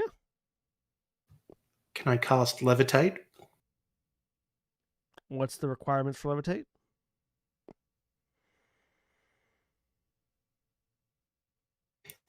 One creature or object of your choice that you can see within range of 60 feet. Yeah, I'll say you can cast Levitate on it. What a Yep. baller move. What a good move. So it rises vertically up to 20 feet and remains suspended there for the duration of up to 10 minutes. All right.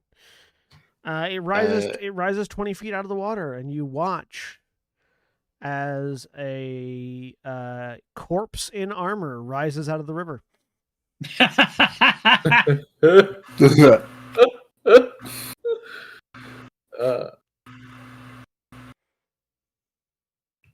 Fair enough.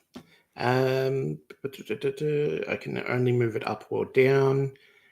I'm going to try and rope it in. Sure, yeah. You can. It's like a Dav Ward notices what you're doing and comes over to help. You go over and rope it in. The two of you sort of get it onto the land. Make a medicine check for me. Dav Ward's also going to make one. 14.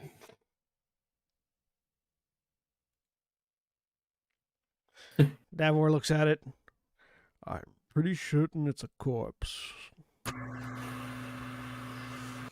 Well, one would hope so. With a 14, you notice that this individual has a third eye in the middle of their forehead. The weird thing is that they're not wearing any sort of what you would assume to be traditional Garlean armor. And they don't. There's just something you're not able to put your finger on it, but there's something wrong about their physiology. This body seems to be warped more than just being in the river would have warped it. But it is a Garlean corpse of some kind. I'm going to try and set it up next to Blount as if it was a horse head in a bed. Blount, who's already had his watch and thus won't wake up until the long rest is over. Yeah. So I'll put a note on it if I can. Caught your fish. Davor looks at it. Maybe we should wake some of the others and have them look at this. Oh, it'll be fine. It's not going to get up anytime soon. You fished a Garlean corpse out of the river. Yes, and we didn't put it there, so everything is fine. We're escorting Garleans. Did you want to check if they're still alive? No, but typically Garleans don't react well to their people being dead. And also don't care about what you have to say in your defense. Well, yes, but Bruin here isn't a Garlean. No. They are, he says, pointing over at Ulrich, who is still awake and standing by the truck, having not seen what you've pulled out of the river. Well, you do what you like. I'm done with my business. Faust, you are shaken awake by a large Hrothgar. Yes, Davor. Something you should see. All right. I'll stand up and inspect. He'll bring you over to where the body is currently propped up next to Blount, who is asleep. Interesting. I will inspect the corpse. On the other side of a rock where Ulrich can't see it from where he's standing. Though he can't see that you're going over to it. So he's like, he isn't looking in the area, but assuming nothing's wrong since you all aren't screaming or dying. Go ahead and give me a medicine check. With advantage because you're a Garlean.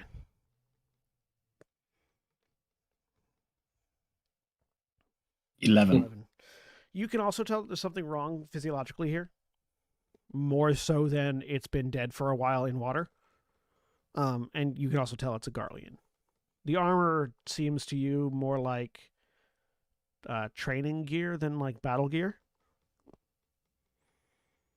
I put 2 and 2 together.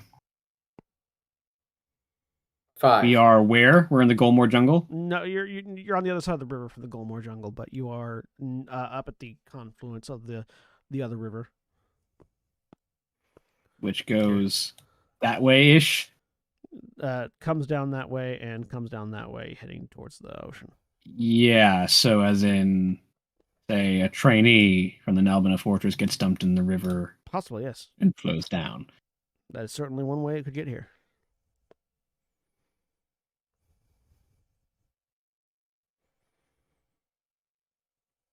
Well, better to have someone actually alert them to it than have them stumble upon it when they wake up. I walk over to the caravan and knock. Which one? The one with the soldiers or the one with the VIPs? The soldiers are Garleans too, yeah? Yes. Mm-hmm. I'm locking the soldier one first. All right. You knock on it. After a moment, the door opens, and one of the red and black armored Garleans opens it up. Yes, can we help you? We just found a Garlean trainee in the river. Immediately straightens up and then gets out of the caravan to come see.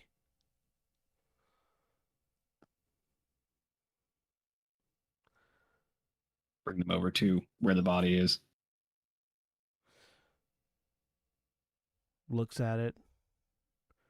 It's Garlean, all right. You see you found it in the river. Indeed.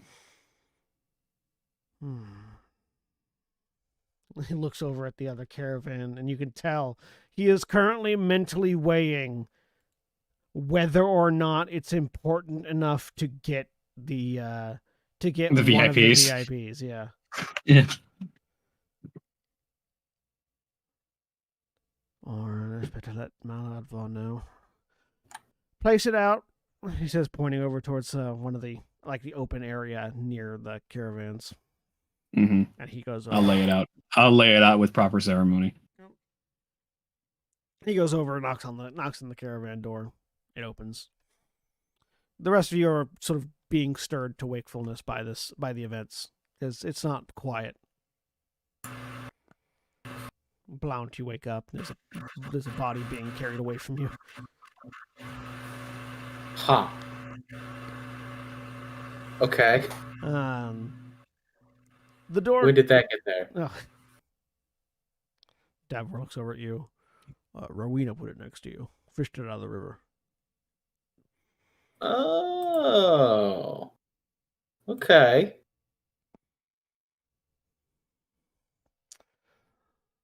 Thanks, Rowena. I caught your fish. It's a big fish. The door to What the kind of bait did you use anyway? Sorry, go ahead. The door of the caravan opens, and the tall, robed, armored figure of Quistis Mal Odvar steps out, carrying her double chain gun blade. Faust offers a Garlean salute as she approaches. Aren't you trying to hide the fact that you're Garlean? I mean, it's still a salute that you're expected to give to most people. Like my name is still Garlean. Even my assumed name is Garlean. Yeah. She walks past, ignoring it, as high-ranking officers are wont to do. Yeah. She looks down at the body. She leans down and grabs it by a shoulder and peers into it. And all of you, the Warriors of Light, feel a pulse. And there's just a moment as you're looking at this. There's some sort of etheric pulse just sort of ripples through the air. And she stands back up. This one is a trainee that got separated from Nalbina Fortress. Must have fallen into the river and died. She looks over at the group of you into the river. Throw it back in. And she turns and walks back over to the the truck. The other guards sort of look amongst themselves to see who's going to be the one to follow that order. I'll pick it up, I guess. While I'm picking it up, can I look and see if it's carrying anything? As you pick it up, and sort of look, there's a moment of pressure in the back of your head, a familiar pressure, as all of you that have the echo feel this etheric pulse again, and this time you all get a very quick series of visions of this person. They're alive, and you see this figure. They are definitely Garlean, but their physiology is warped in very specific ways. It seems almost like they are malformed. Like one half of them is much more large and muscled than the rest. Like it looks almost like they're halfway between Ulrich and Faust. Like the left half of them is Ulrich and the right hand half of them is Faust as far as proportions go. And they're sort of stumbling through a wooded area, being chased by something before they trip and fall into the river, and that's when the vision goes away. And you're also like, you know that when the echo takes you, not really any time passes on the outside, but it feels like a lot longer. And you correct yourselves before revealing this particular aspect to the Garleans, presumably. Yeah. There's nothing significant on this individual though. Okay. I will. I mean, do we have to toss him back in the drinking water? One of the Guardian soldiers just looks over at the river and nods. All right, I'll do it. I'll do it downstream from camp. Take him down.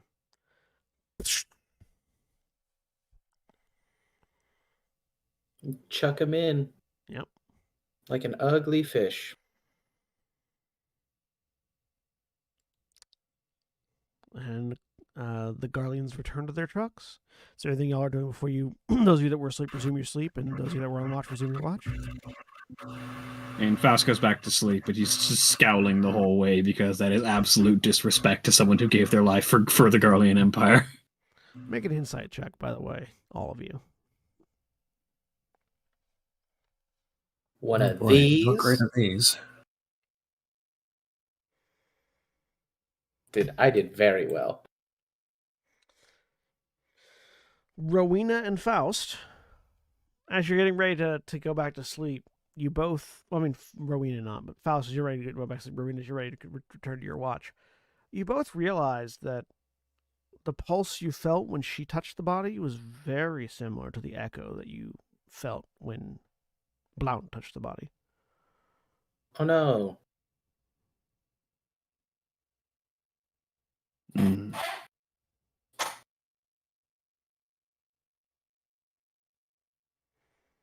That's something Faust will have on his mind for a while, but I think Rowena's probably already dismissed it.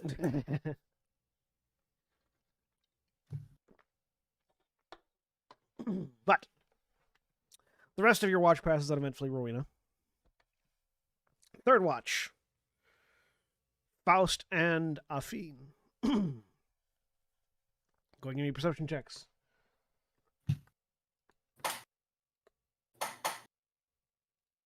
of course. I roll really high on that insight and then can't roll the same thing on perception. It's okay. Affine has you covered because she has advantage on perception checks. She's listening out, and you sort of see her once again perched on top of. She climbs up on top of the caravan, the chocobo caravan for best perspective and visual. So your watch passes on eventually. Naren and Jorah's watch passes on eventually. Anything you're doing on yours, Makoko? Can't really think of anything. Okay. Give me a perception check. All right. That's a 10. Wow. I'll work with a 19. Nothing seems to happen on yours either. The spot you chose is a very good one, so nothing else seems to happen over the course of the rest. In the morning, you all strike camp and begin to make your way south. You got 3 days until you hit Valnain. Is there anything anyone wants to do during those 3 days?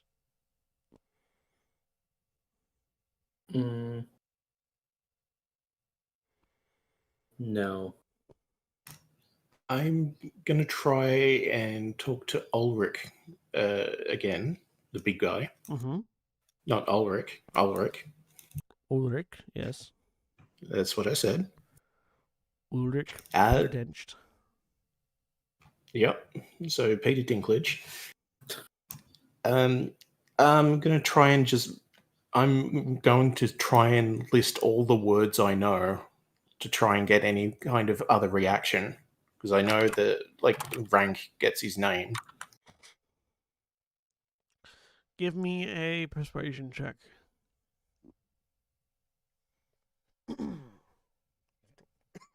21.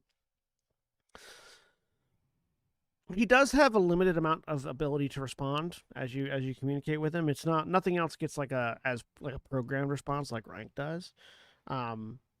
But it seems like he's unwilling to speak. The one above there where you put Fanged Crescent is actually the Tangled Crescent. That is a... Wait, hang on.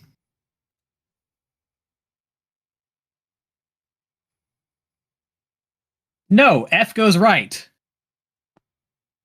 So F goes right, T goes left. And yep, that's a G. That's fanged.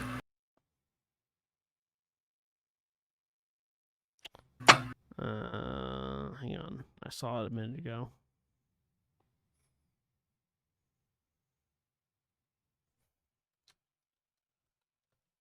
Yeah, the Fanged Crescent in the Skate range.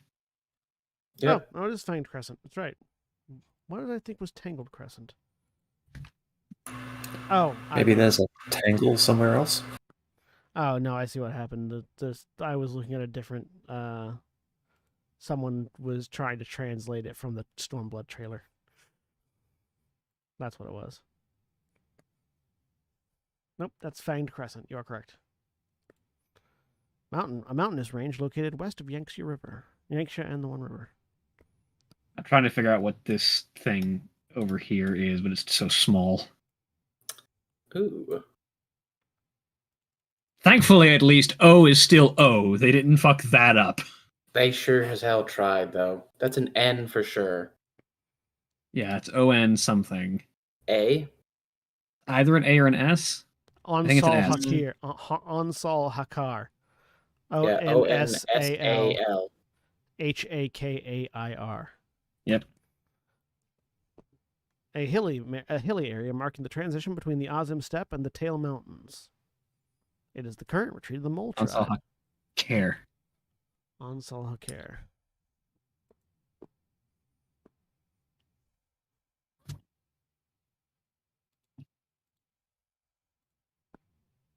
And then above that is the Dalvalan Grath. The Dalvalan Grath. The Dalvalangarath. A wasteland situated north of the Tail Mountains. It is bordered by the Proving Sea to the west and the Blind Frost to the north. That. Yep. Dalvalan Grath. And what's that to the west? It's the under what? The Unground? That's an M. Ungrom something. The Unpromised. Unpromised. Yep, that is a P. Well, all right. I'm glad you're doing this so we never have to talk about this again, because I can just feel my blood pressure spiking. What's that one on the far right?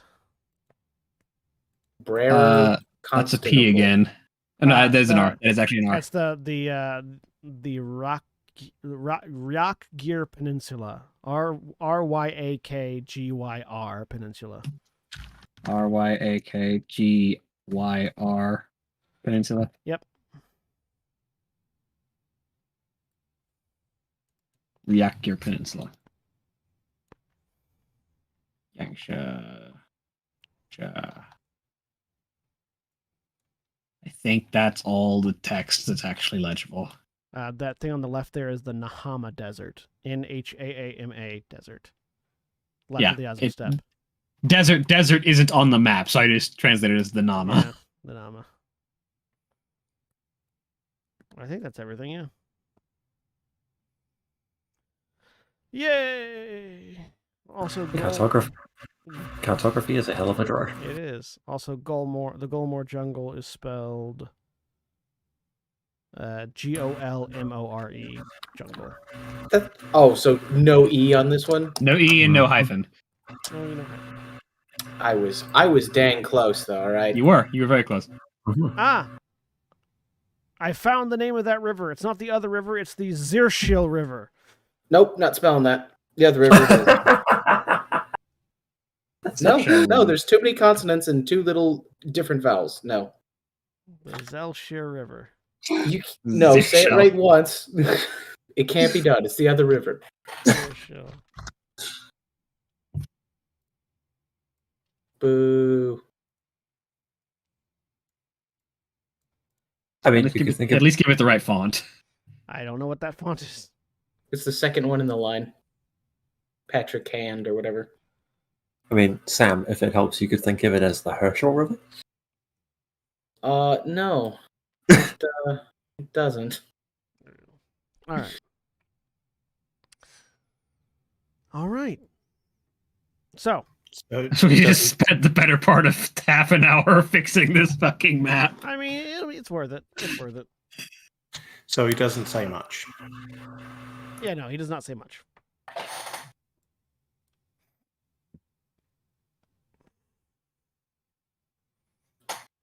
All right. Anyone else? I really should get a downtime activity. That's what I'm trying to give you. Well, I've got nothing that I can do. You fish. You're walking along the Not Zirshil while River. we're walking. What? It's over the course of the next 3 days, not like I thought we were walking past the river. you're walking down the river. We have to go downstream to get to the bridge. Yeah. Yeah, to get to Belnane. Oops. What the hell is that? That was a spell effect. Ugh. Yeah, I mean, I'll fish. I'll fish if I'm able to. I definitely will fish if I'm able to. Sorry, I found spell effects. Hang on.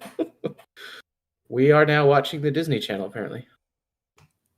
Do we get much interaction at all with the VIPs, or are they just like locked up all day, all night? They basically remain inside the truck unless called upon.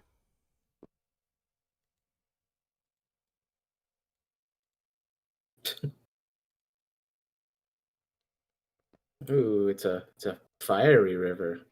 Oh yeah, no, they remain in the truck unless called upon. I don't have any materials, otherwise I'd be crafting an item. Yeah, I mean, I'll fish. I definitely will fish. Okay.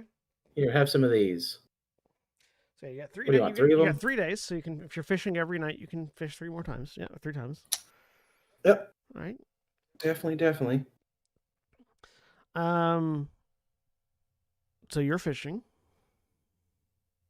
Anyone else doing anything else over the course of the 3 days? We're compounding all 3 days. We're gonna be stopping. We're gonna be jumping to Valnane next, but I just want to see if there's anything else along with you guys rolled so that there are basically no encounters. I have an idea, one that I've only just remembered I have in my inventory. I would like to see what I can do to make this wolf that we have edible. Given that I have the salt, we have plenty of access to water. I could brine it if it makes it actually chewable. You have salted it, so it's not rotten yet. Mm-hmm. So now I just need to figure out how to actually. You have had it for the better part of a week. You know what goes great Pretty with dry. wolf jerky? Fish. Give me a cooking tools check with intelligence. Oh boy. I think the oil out of this fish, it's actually pretty good. You might like the combination. 18, I'll take it. I mean, it's been as made as edible as you can really make it. It's jerky at this point, and it's old. It's getting to the point where its age has softened it a bit. Yeah, so I start eating it on the first day of this jump, and offer it to the rest of the guards because I know no one else is going to want it. Yeah. Oh, they'll eat it. They'll eat it. And yeah, also with Blount fishing every night, you're also having fresh fish that you can eat, that you can cook in the evenings as well. Yeah, so like this is like on the trail food, and if anyone needs a snack, just throw a bit of wolf at them. To prevent it from going bad, Naren will cook that ant meat into a meal. Mm-hmm. Okay. What's Naren's cook ability do? He can make snacks that give temporary hit points over a short rest. And depending on the ingredients, they can do something else, or is that a separate thing? Yeah, depending on the ingredients, they can do something else. So is he making snacks or meals out of this, William? The snacks will keep for a while because of magic. Oh, he needs to make snacks. Yeah, we'll make some snacks. Okay. You know why? Why? Ants on a log. No one? Just me? So when he makes the snacks out of the ant meat, he discovers that the ant meat, when you eat a snack made from the ant meat, hang on, let me pull this up. Y'all know ants on a log, right? That's not just me. I had to Google it. I did not know it. I think that's just a you thing, buddy. And if I didn't know it, John probably didn't know it either. I know what ants on a log are. It's it's raisins on a celery stick filled with peanut butter. Yes. But why? Because Childhood it gets snacks. kids to eat celery, and it's got peanut butter, so it's got protein.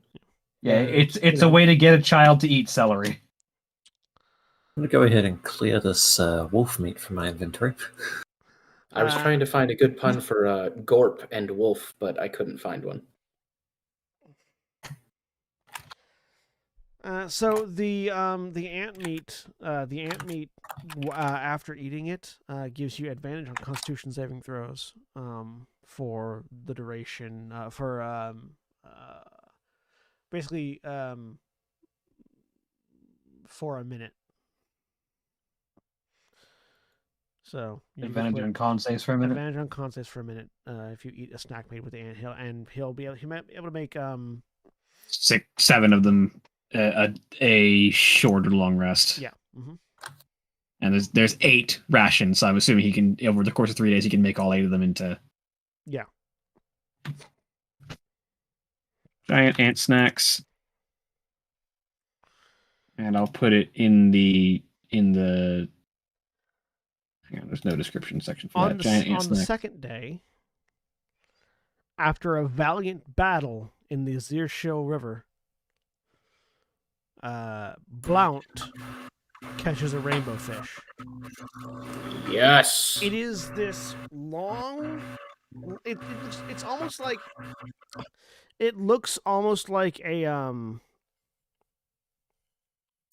very eel-like swordfish. Like, imagine the length and shape of a swordfish without the long nose, and more eel-like than normal. Okay, it's a sport fish. That's fun. But it's got this almost metallic-like scales on it that glisten and that sort of give a rainbow glisten pattern as light reflects off of it. It's very, very shiny, and you're pretty certain you were seeing some of them in the water earlier when you were fishing, because you can see that reflection through the water, and you managed to catch one. Nice. I'll get Naren to help me skin this thing so I can keep this really nice scale. Mm-hmm. Yeah, he can do that. Are you gonna have Naren cook it? Yeah, I'll give him the meat. Okay. But I gotta save a trophy to show that old man. Yeah. If I ever see him again. Right. I mean, he was right. These are great. Oh yeah, and the meat is also very good. A meal made, snacks made from the rainbow fish will give you the faith buff for a minute. Cool. How many snacks can Narin make out of that? 2. 2.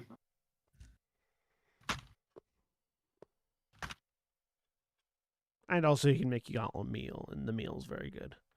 It's very tasty fish. Tastes much better than all the other fish you've caught. Oh yeah. All right, so he's got 8 giant ant snacks, which is advantage on con saves for a minute, and 2 rainbow fish snacks, which is faith for a minute. Yep.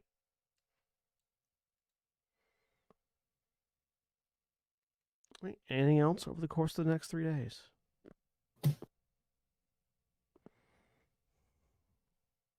I think that covers everything. I don't have the materials or the environment to craft an item. Yeah, I'm good. All right. At the end of the 3rd day, fairly tired, the group of you finally make it to the outskirts of Valnain. We look to the east and see Gandalf.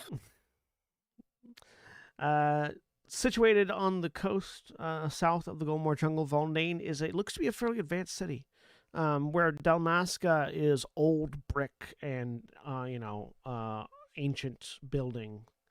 Valnain is metal walls and modern housing. It seems like whatever it was before the Empire took over, it has now been basically completely restructured into an imperial town. Faust, you very much recognize the modern industrial aesthetic of a Garlean town, particularly a Garlean port town. There's a factory, there's streets, there are vehicles of more modern style, similar to the trucks that are there. And as the Garlean trucks move into the city, inevitable erosion stops you all. Right, well, this is where the guard duty stops, but if you're all still in here, day after tomorrow, I'll be heading back to Dalmasca. We'll always use guards that have made the trip before, so if you're looking for work, come find me, as he starts handing out your gil. How much are we getting paid each? I believe we wrote it down, didn't we? I believe I said it Probably. in chat. I'm looking through my notes here. Again, party notes are blank. Well, personal notes written with pen.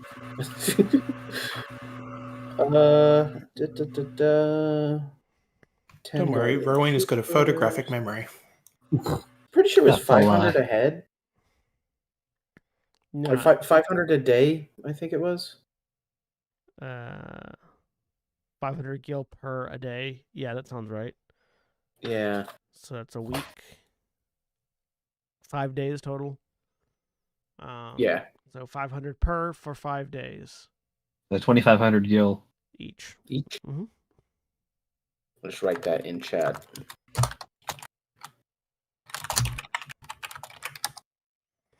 Yeah, you get that, as do the other guards, all of whom will gratefully accept their gil.